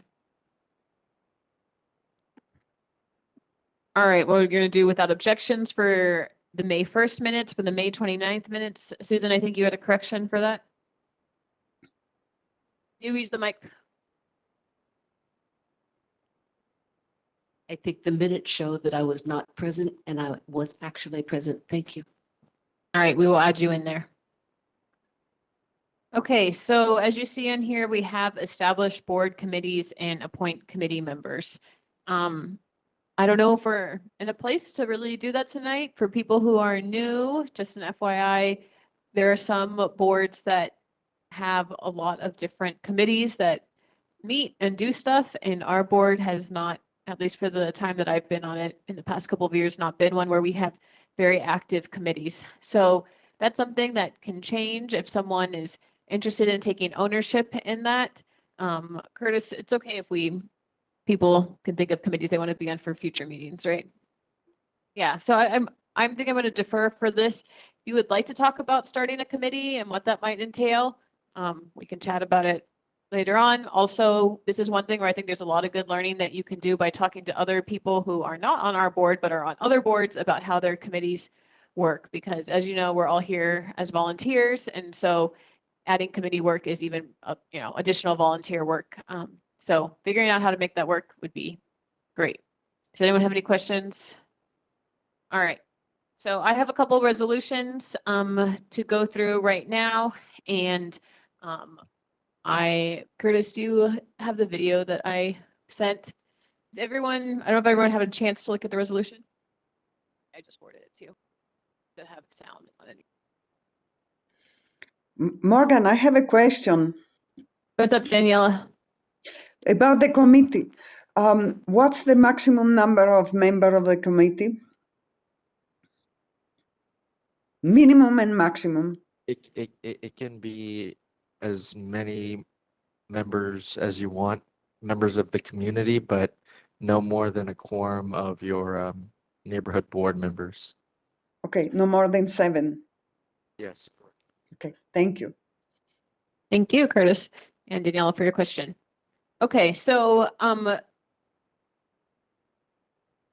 yeah, if you find it, then you can play it. If not, don't do anything.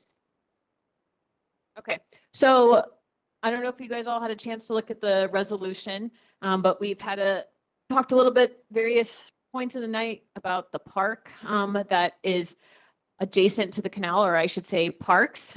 There's technically 2 parks that are along that, and many of you may be familiar with the fact that there, for many years, was a footbridge that existed in the middle of those 2 parks, and that people could used to cross between the 2 parks without actually going all the way to the street to get across. Because right now there is the asphalt bridge, and there's no more footbridge, which has been closed for a couple of years now. So this resolution is really here just to see if we can get the city to do something about it. We have had different board members who have asked for a way for us to, for the bridge to be fixed. And that has not been something that has been prioritized in previous, board sessions. In fact, I believe at one point they said they did not have the funds to do that, but I also know that passing resolutions about specific projects is one way that can get done. So that's the point of this resolution.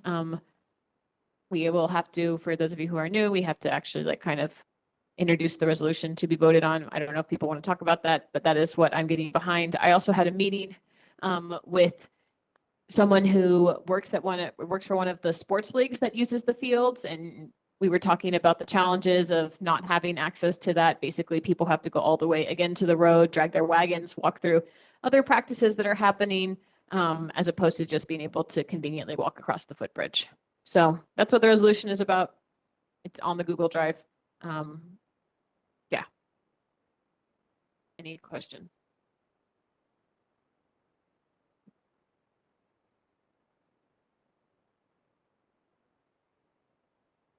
Laura has a question. All right.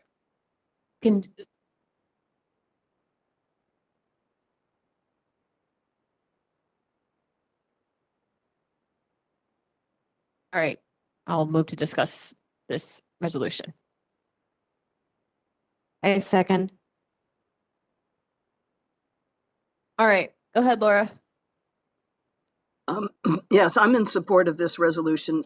Two reasons. One, a very lightweight bridge like the one at Waialae Stream and many other places around the island can even be flown in by helicopter and just put in place. And second of all, the McCully League, that's the baseball leagues that meet every week, and all of the sports leagues have to cross far distances to get to their fields because most of the time you won't find parking on the street. And then there's the two parking lots, one at either end are far distance from the actual play fields. And carrying a lot of equipment and everything makes it quite difficult. And it's so much easier if the sports teams can simply unload and play in the close by fields. Thanks. Thanks, Laura. Anyone else want to say I anything should about? say, by the way, I just should say too, the canoe paddlers need it also. Yep. This is the bridge that we've discussed for years, right?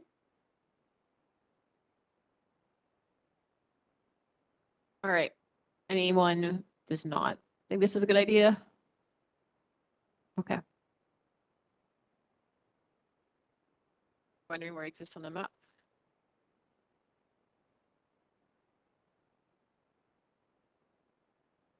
All right. Curtis, what needs to happen now if people are going to vote on it? Do I just bring?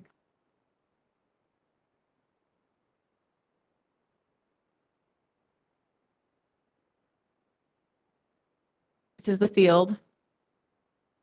That is not the bridge.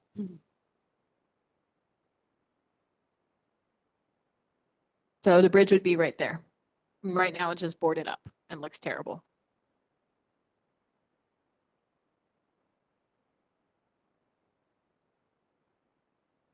All right, thank you, Curtis, for pulling that up. All right, I don't know, do people want to vote on this? Otherwise, we can adopt it, but unanimously. Yeah, we can adopt unanimously. Any objections? All right, let's move on to the next resolution that I would like to talk about, which is about the area that is also close to the bridge. This is the area that is near Iolani and Alawai Elementary School and University Avenue. So I don't know if you guys can all picture that. Think of where University dead ends into the Alawai Canal.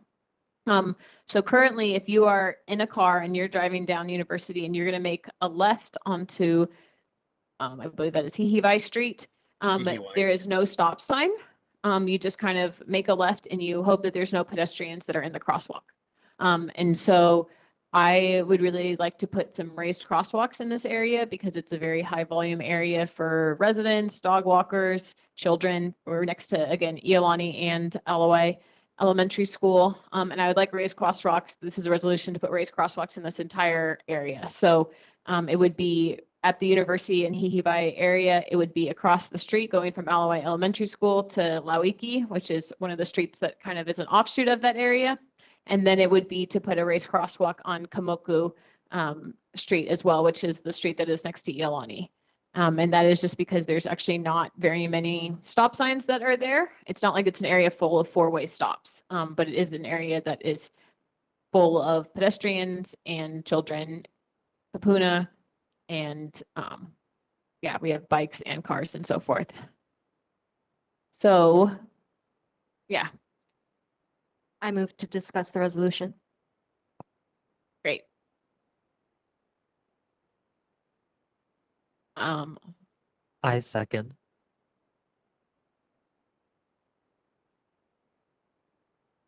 I have a question.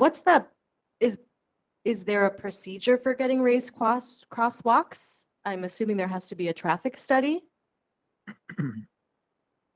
All I know is that I talked to the Complete Streets director, Renee Espiau, a couple months ago, and she said, you want to get stuff done, it really helps to have very specific resolutions to pinpoint where we should direct our energy to.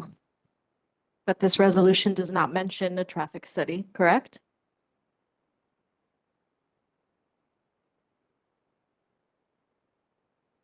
Any other comments? Morgan, Jen, I I was have a just question. wondering if you could explain what a raised crosswalk is? Great question. So a raised crosswalk and a speed bump are not the same thing, but essentially a raised crosswalk is going to be something that is elevated and that will hopefully make it easier for drivers to be able to see pedestrians. So it's taking where you already have existing markings that show that pedestrians are going to pass, and it is elevating it again, not turning it into a speed bump, but more like a I don't know how to explain it. Something that is elevated. I'm just repeating the same words. Justin, do you want to? Sure, yes, I can comment. The example on Pensacola Street, that particular project, according to Federal Highways Administration, increases the visibility of crossing pedestrians by 42 up to 50% during specific lighting conditions. So think of it as a marked crosswalk on top of a speed table. Okay, great. Thank you. That's sort of what I was picturing, but I just wanted to make sure, clarify. No Thank you. problem. All right. Are there other people who have their hand raised online that I can't see? Hello, can you hear me? Yes, go ahead, Daniela. But it also has erased the crosswalk. It also has some kind of effect on slowing down cars, doesn't it? I hope so. Yes. Generally, yes. Unlike speed humps, which I think many feel in the community throughout the state are divided upon, raised crosswalks have more of a gentler slope, but concurrently they do increase the visibility of pedestrians because they're elevated by several feet off from the grid level. Yes. There are several on Pali Highway, aren't they? Same ones. They removed a lot of the ones on Pali Highway, but yes. Yes, different. Have you seen, Okay. have you seen the Thank ones over there on McCully High School? Where that lady or a girl got hit by the car? So those are not raised crosswalks because they're not actually in the crosswalk. Like they it's very odd, but they put them, are those the speed tables you're talking about? My apologies. Just to clarify, those are speed humps that were installed by Department of Transportation as sort of an intermediate stopgap measure because they were observing just very frequent high speeding. The same as the ones on the Poly? Not to my understanding. I think, apologies, I haven't traveled on Poly in quite some time. There's a combination thereof, if I recall, of speed tables and raised crosswalks, but not exclusive to either. Laura? Yes, thank you. For one thing, I've also recommended that at Alawai School on Kuile and Waiaka have the same thing, and I'll ask for Morgan just to copy that and paste it in.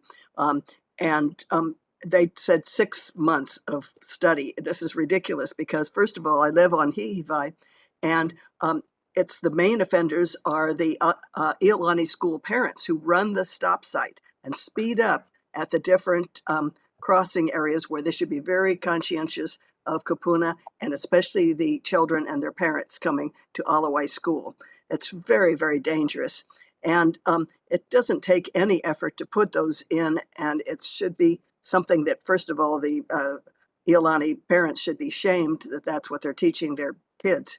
But I would highly recommend that this go in, and then also Alawai School is exactly the same. These are both Iolani school parents that are going out of the neighborhood after they drop off or pick up their kids and race through to the freeway or wherever they're going. So it's a unregulated speed zone for them. So I would really want you to put them in. Thank you. All right. We have another one on Mark? Yeah, so I unanimously, I move the motion to unanimously adopt this motion. I second. Great. Chair, I have a quick question. I do support the installation of raised crosswalks, but I was wondering, does this motion, or is it possible for the board to discuss in the future opportunities to consider curb extensions within Sure. school areas? And you can make a resolution or give a presentation about that if you would like to, or we can talk about other ways you can educate and share and so forth. That is excellent. Thank you. Thank you. If, All right. I could say one more thing, that really won't work because they go around blind corners. The Iolani School parents go around blind corners. At Hi'ivai and University, it's a blind corner. And up at the Cohio School, they're also blind corners. So the bump outs just won't do anything at all. Sorry. All right, we are going to move on from all that. Thank you, everyone, for discussing these resolutions and approving them. Let's go now to our walk, bike, drive presentation that Paula is going to give. Paula, how did you decide you wanted to give it? Should we just mute it and hit play? Is that fine, Curtis? All right, do you want to introduce yourself while? My name's Paula Bender, and I am the Walk, Bike, Drive coordinator for the Hawaii Bicycling League. And so I've been riding bikes since I was 6, and that's a long time ago. And I used to do a lot of races. I've been in a lot of accidents. My last one, I swore to avoid a homeless person who was crossing the street during the KEV ride. So I cracked 10 ribs and broke my clavicle and other things. And so it's really important for me to tell you folks that we are trying, the state actually gave us. Can we start the presentation now? And there you go, start the presentation. Thank you. Great. I'm sorry about that. No, I just wanted to make sure that Okay. you're segueing into that. All right, we'll start it. Okay, thank you. Okay, so this is called Why Walk, Bike, Drive. Let's drive with Hawaii vibes. Safety includes everybody, drivers, pedestrians, and cyclists, and we all need to start connecting with each other while we're sharing the roads. There is this thing called the Vulnerable Users Law. And people who are pedestrians and cyclists are more vulnerable than those of you who are wrapped in steel or fiberglass. And as a result, you get higher fines and more penalties if you hit somebody who is vulnerable. This includes road workers and like sorry, I missed that one. So people want to know why bicyclists are in the lane. We have sharrows. Even if we don't have sharrows, we are entitled to a lane. And it's just that we're counting on people to have some graciousness out on the road for us. That is a 10-year average of traffic deaths. It's kind of hard to get this to you folks fast, but it was only 4 average cyclists getting killed on the roads in 2014 through 2024. But now we are actually up to 44 traffic deaths on Oahu, 70 statewide, and that is more than twice last year going on the same time frame. So we are kind of in we're about to crash, right? Because we are not sharing the road politely among each other. And as a commuter who used to work in Kalihi from Hawaii Kai, I've seen it all, and I've learned to calm myself down while I'm on the road. But I gotta say, now that I'm retired, I'm so happy I'm not in that commute because I know what's going on in everybody's heads. They all want to get home. So like here we have respect bike boxes, the green ones, and there's one on South Street. And if you see a cyclist get on that, yeah, right here on McCully as well. On McCully, you have 1 block to get to the bike lane. And I've actually have had drivers hold back and let us get to the bike lane. So I think that a lot of people are kind of getting used to seeing cyclists on the road. And this is what we have HBL wants cyclists to know. I got to tell you that I know that cyclists can be really arrogant on the road. And I know it. And I feel like sometimes I can't be responsible for everybody who's just running the red lights and not slowing down before making turns. And these are some of our signals that we do that we expect drivers to recognize for us. I had a confrontation with somebody back in Hawaii Kai this past week, and I actually made a video for Instagram telling people about they're going to lock this community if cyclists don't calm down and are not rude to the residents on this private road. And I saw that the gate was shut. They left the gate shut. And I said, "Oh, I'm so happy to see that the gate was shut." And he just slammed into me. I guess he didn't remember me or something, but somebody had come through 5 minutes before me and swore at him because he was shutting the gate while this cyclist was on his way to the gate. So I just decided at that point, I can't be responsible for all the cyclists that are out there, but we are doing our best, and I'm doing my best to see if we could all start paying more attention and be a little bit more gracious on the roads. Thank you, Paula. Appreciate it. All right. Paula, you want to stay up here in case people have questions? All right. Any questions or comments for Paula here in this room? All right. Laura, I see you online. You want to go ahead? Yes, I don't know if your bicycle league people have been more outraged than, but they should be, because the McCully Bridge is substandard. It is an absolutely minuscule crossing for both the pedestrians and for the bicyclists. It is, what we said many times over at this board and also in other community memberships here, is that fix the McCully Bridge first. And you should be, we hope, advocating for that to be fixed before anything else comes along. That would be the very important thing that you could do for us. Thank you. I'll take that back. Thank you. All right. Daisy? Thank you, Chair. Thank you for the presentation. Your league does a lot for the community and for the students to ride bicycles safely. The thing is, the city is painting new bicycle signs on the roadway, like on King Street, South King Street, in downtown. But apparently, I don't know that all people or pedestrians or drivers understand what those arrows indicate in those bicycle blocks, I guess you call them. If you can do more outreach to warn the drivers and etc. as to how bicyclists should proceed in there and how vehicles should proceed in those blocks, because some of them looks like it interacts with it. It's like right into the driver lane rather than just a bicycle lane, like on the side, like on South King and Alakia Street. There's an arrow that shows left or right, and it seems kind of confusing for a non-bicyclist like myself. I'm a pedestrian, so I watch out to make sure everybody does it correctly. But the thing is, I think more needs to be done as far as advising the residents or people of how to interpret. The city has a booklet out, but it would help if more is done to the public so we understand more of how to navigate through those areas. Thank you. 30 seconds. I get it, Daisy. We do feel the same way. And it's trying to get everybody to work together on this.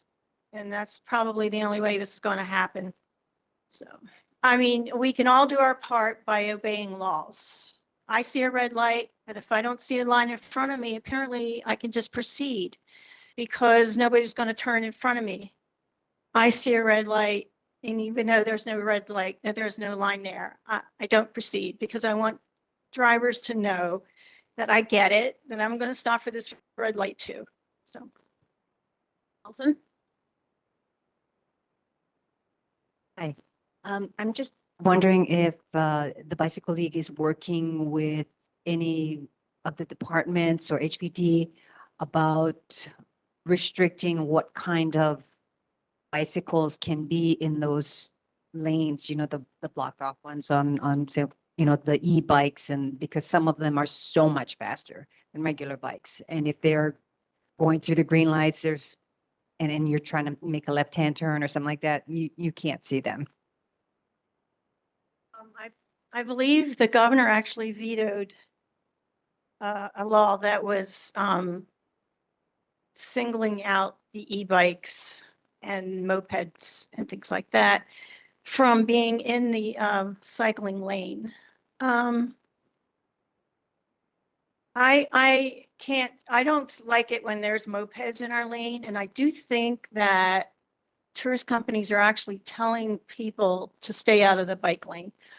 So most of the time when I have a bike, mopeder in the bike lane, it's somebody who lives here, and that moped needs its oil change so bad. It smells so bad, and I just like, get out of my lane and quit polluting my air. So we are trying to, we are disappointed that that was vetoed.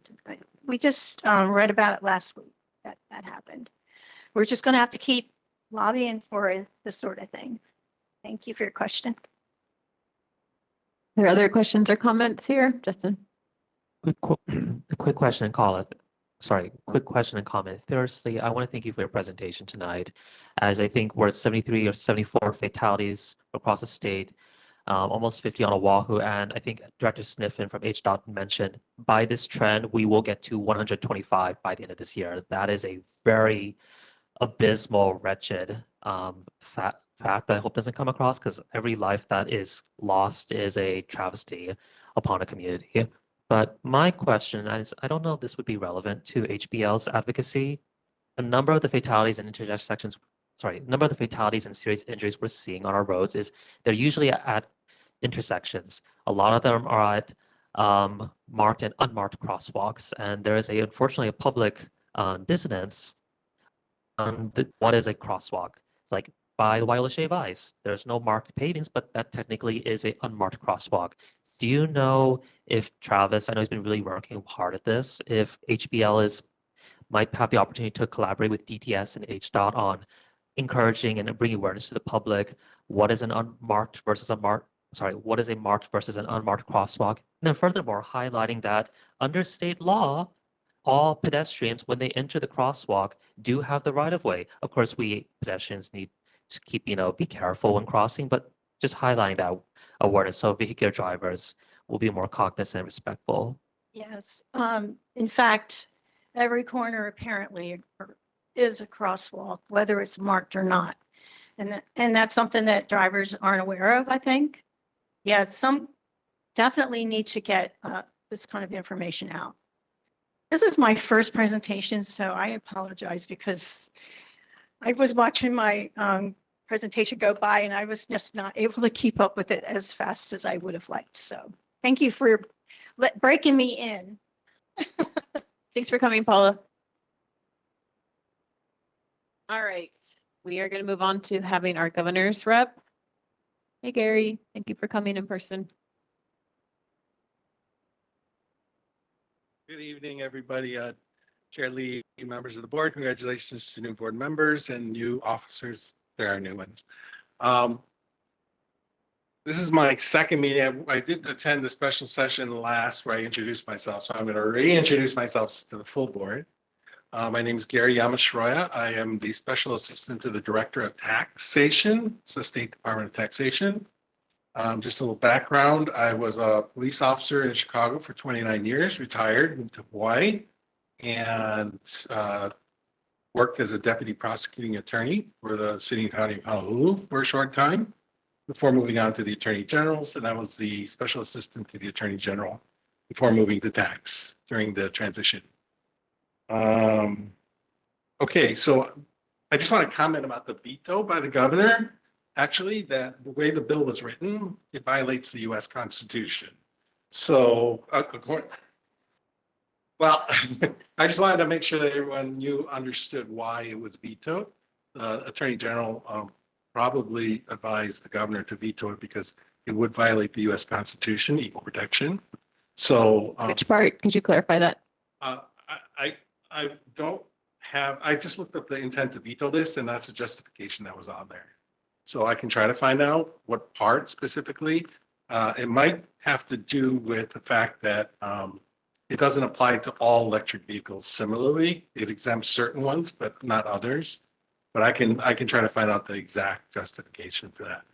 But if the Attorney General advises the governor that it violates the U.S. Constitution, I mean, the governor really doesn't have a choice. But there was one issue that Kayla sent to me for follow-up. It was brought up at the special session. And that is the price of eggs. I can't remember who, you asked the question. Okay. So I reached out to the Department of Agriculture, and apparently the eggs are either local or from the mainland. The cheaper ones, unfortunately, are from the mainland. And at the time, the avian flu was going around, which probably spiked the egg prices. But since then, the egg prices have gone down. Believe it or not, the local eggs, the reason why they cost more is because they have higher production costs. Probably because they're making less, I'm guessing the profit margins aren't as, but also there's a price premium for local branding, freshness, and apparently local eggs have a longer shelf life than the mainland eggs, which is good. So, but the Department of Agriculture and Biosecurity did an analysis on egg prices. You can go to the website, and they did a report in May of this year, and they did one in April. They did one for the entire first quarter of 2025, and they have egg price reports from 2021 to 2024. So you brought up a great issue. Obviously, they're looking into it. They're watching it. But the Department of Ag said that they don't regulate the price of eggs. It's just like any other commodity. It's what the market will. Yeah. All right. Any questions for Gary or comments? Anyone online? We really appreciate you coming to the meeting. Okay. Thank you for making it. Appreciate it. Okay. Elmer? Let me introduce myself again. Elmer, University of Hawaii. I do the government and community affairs. I just kind of want to give you some announcements because we're starting school within the next two weeks. Move-in is actually August 19th, 20th, and 22nd. That is when it will be a busy road. A move-in is very different. It only can happen between 8 to 4. And each student or each resident has a designated time in which they can move in. So they cannot all rush at one time. So we have it down to almost a science of how that works. Fall begins August 25th. That's a Monday, so we can. Let me go back to the complete streets, just so at least you guys know. We're asking our residents to be patient because it will be very, very busy on that area. Not only for people coming, but for the whole area. It's a whole new design in that area. We're not, we're very supportive of what the city wants to do. We just have to make sure we can educate everybody for that area. If you've ever been on that campus at the beginning of every semester, it is very busy. And one small little note, commencement, we get over 10 to 15,000 people on that street at one time. So you can imagine where we used to have 2 lanes, now we only have 1. So it will be enjoyment for a little bit. So we have to kind of deal with that. We do have some campus updates. Our Bachman Hall is completed, as you know. We had to move back the Sinclair's student services simply because of supplies and equipment. Yeah, we got caught within the construction shortfalls and so on. If you're on campus, we're doing a renovation of McCarthy Mall area. I think I brought this up several times. And so that's that area between Sinclair, Hamilton Library and that walkway there. That should be done in about before the beginning of session. So, but outside of that, I'll take any questions you guys may have. All right. Any questions for the board? Can you share with us if you know the disparity, or maybe not disparity, the change in international students as a percentage of the student body and also numbers? Actually, I will not know that until the next meeting. Yeah, that's fine. Yeah, we're right now getting a lot of commitments. It's actually when they actually register, right? They're going to registration. So by next meeting, I will have something. for you. Allison, can you come up here? A quick random question. Is Andrews Amphitheater being utilized? I'm not sure if many of you know, we have an amphitheater that's been there for years. It is one of the very archaic ones in the sense that everything is made out of cement and bricks. It's not ADA compliant in the sense of getting to the whole area. You can get to a middle, but outside that you can't get to the field area at the bottom. You can rent it out, but it's very much, there is some restrictions towards that. So there is a availability to use it. We do use it for commencement, law school commencement and other events.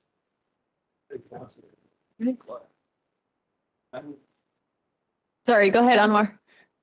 My question is regarding this university lab school. Any plan for moving lab school, or is the existing location? Oh, actually, we're still going to a community outreach component. In mid-August, we'll have a website set up to get more input and so on. We do not have a plan. We actually have a consultant we hired a consultant to do the work. So we'll know shortly. Okay, Curtis has informed me we have to be POW Yes. at 8:30, which means that there's other stuff. So thank you, Elmer, Thank for you. coming in. I know there's other people who we had on the agenda to speak. We're not going to be able to get to it. I guess we have 2.5-hour meetings. So guys, thank you for coming. I know there's people on here that are elected officials.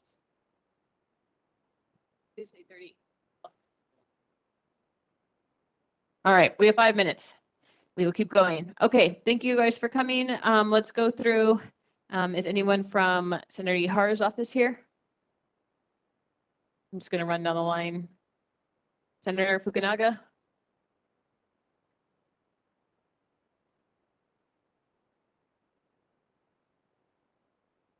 Senator Fukunaga, are you here? Okay, we're Aloha. going to skip. Hi. I'm online. Sorry, we are doing speed drills for everyone as we get through. So thank you for Okay. coming to the meeting. I distributed my newsletter earlier, so happy to take questions. Thank you. Anyone have any questions for the senator? Looking around. Laura, do you have any questions for her? No, I had a question for Elmer, but that's too late. Yeah, I'm sorry. All right. Next Thank you, month. Senator, for coming. Thank you for reading your newsletter. We'll read through it and let you know. All right. Senator Moriwaki. Hello, yes, this is Venus from Senator Moriwaki's office. Can you hear me okay? Yes.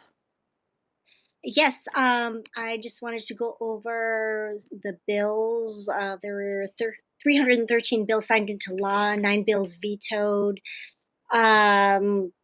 Including those that were vetoed, they would have added red light cameras on the North Shore, sold the naming rights to the convention center, and a whole bunch of other vetoed bills. I'd be happy to take back any questions. I know time is short. All right. Any questions for Senator Moriwaki's office? All right, go ahead, Allison. Hi, I noticed on your newsletter that there was information about Neighborhood Watch, and I just wanted more information, like what's involved in that. I know that our neighborhood does not have one, and Yes. I maybe on the next neighborhood board meeting we can talk about that a little bit more. Thank you. Yes. So there are several that happen, like in Kaka'ako. There's an Alawai one. So they basically invite the community to meet at one place in the district, and they will just go around and, especially if there are any problem areas that the constituents may have communicated to the office, Senator Moriwaki would be sure to hit those points. So it's basically constituents getting together, taking a walk in the district, and visually pinpointing areas, or if there's been some communication either through the office or elsewhere as far as what areas to look into visually, if there's anybody to talk to en route in whatever route they take during the community watch. That's pretty much it. It's very informal. It's a chance to get some exercise. It's a chance to look into the community visually in an hands-on type of way, boots on the ground type of thing. And so basically that's it. We usually advertise it in Senator Moriwaki's e-newsletter that comes out every 2 weeks, the schedule. And so the McCully area is the only one that we don't have a citizens patrol. And so Senator Moriwaki wanted to put it out there that perhaps we could implement one, give our office a call, or email Senator Moriwaki. Her email address is senmoriwaki@capital.hawaii.gov, or feel free to call our office 808-586-6740. And we'll go ahead and implement. We just have to. Oh, sure. Sorry, Yeah. we just started rapid fire. Thank you for No coming worries. to the meeting. And if folks have questions, direct them to the email that you just shared. Really appreciate it. Thank you. Let me see if there's anyone else. Is anyone from Rep Garrett's here? Do you know? All right, Representative Olds. Hello, family. We're gonna do this real quick because I know you guys got to get out of there 1 minute 20 ago. seconds. My bill HB 943 was passed into law as Act 299, which sets up a homeless triage center for substance abuse and mental health treatment. So super stoked about that. Look out for my 2025 interim survey in your mailbox. Otherwise, I'll be sneaking up to your doors. And a big shout out to DFM for cleaning the Alanayo stream. I got to go visit them 2 weeks ago. That was a long time coming. So thank you to Councilman Nishimoto's office. I'll take any questions, or you guys can email or call me. All right, no questions this time because we have to move through, but hopefully you can come to a meeting soon. All right, Representative Tam.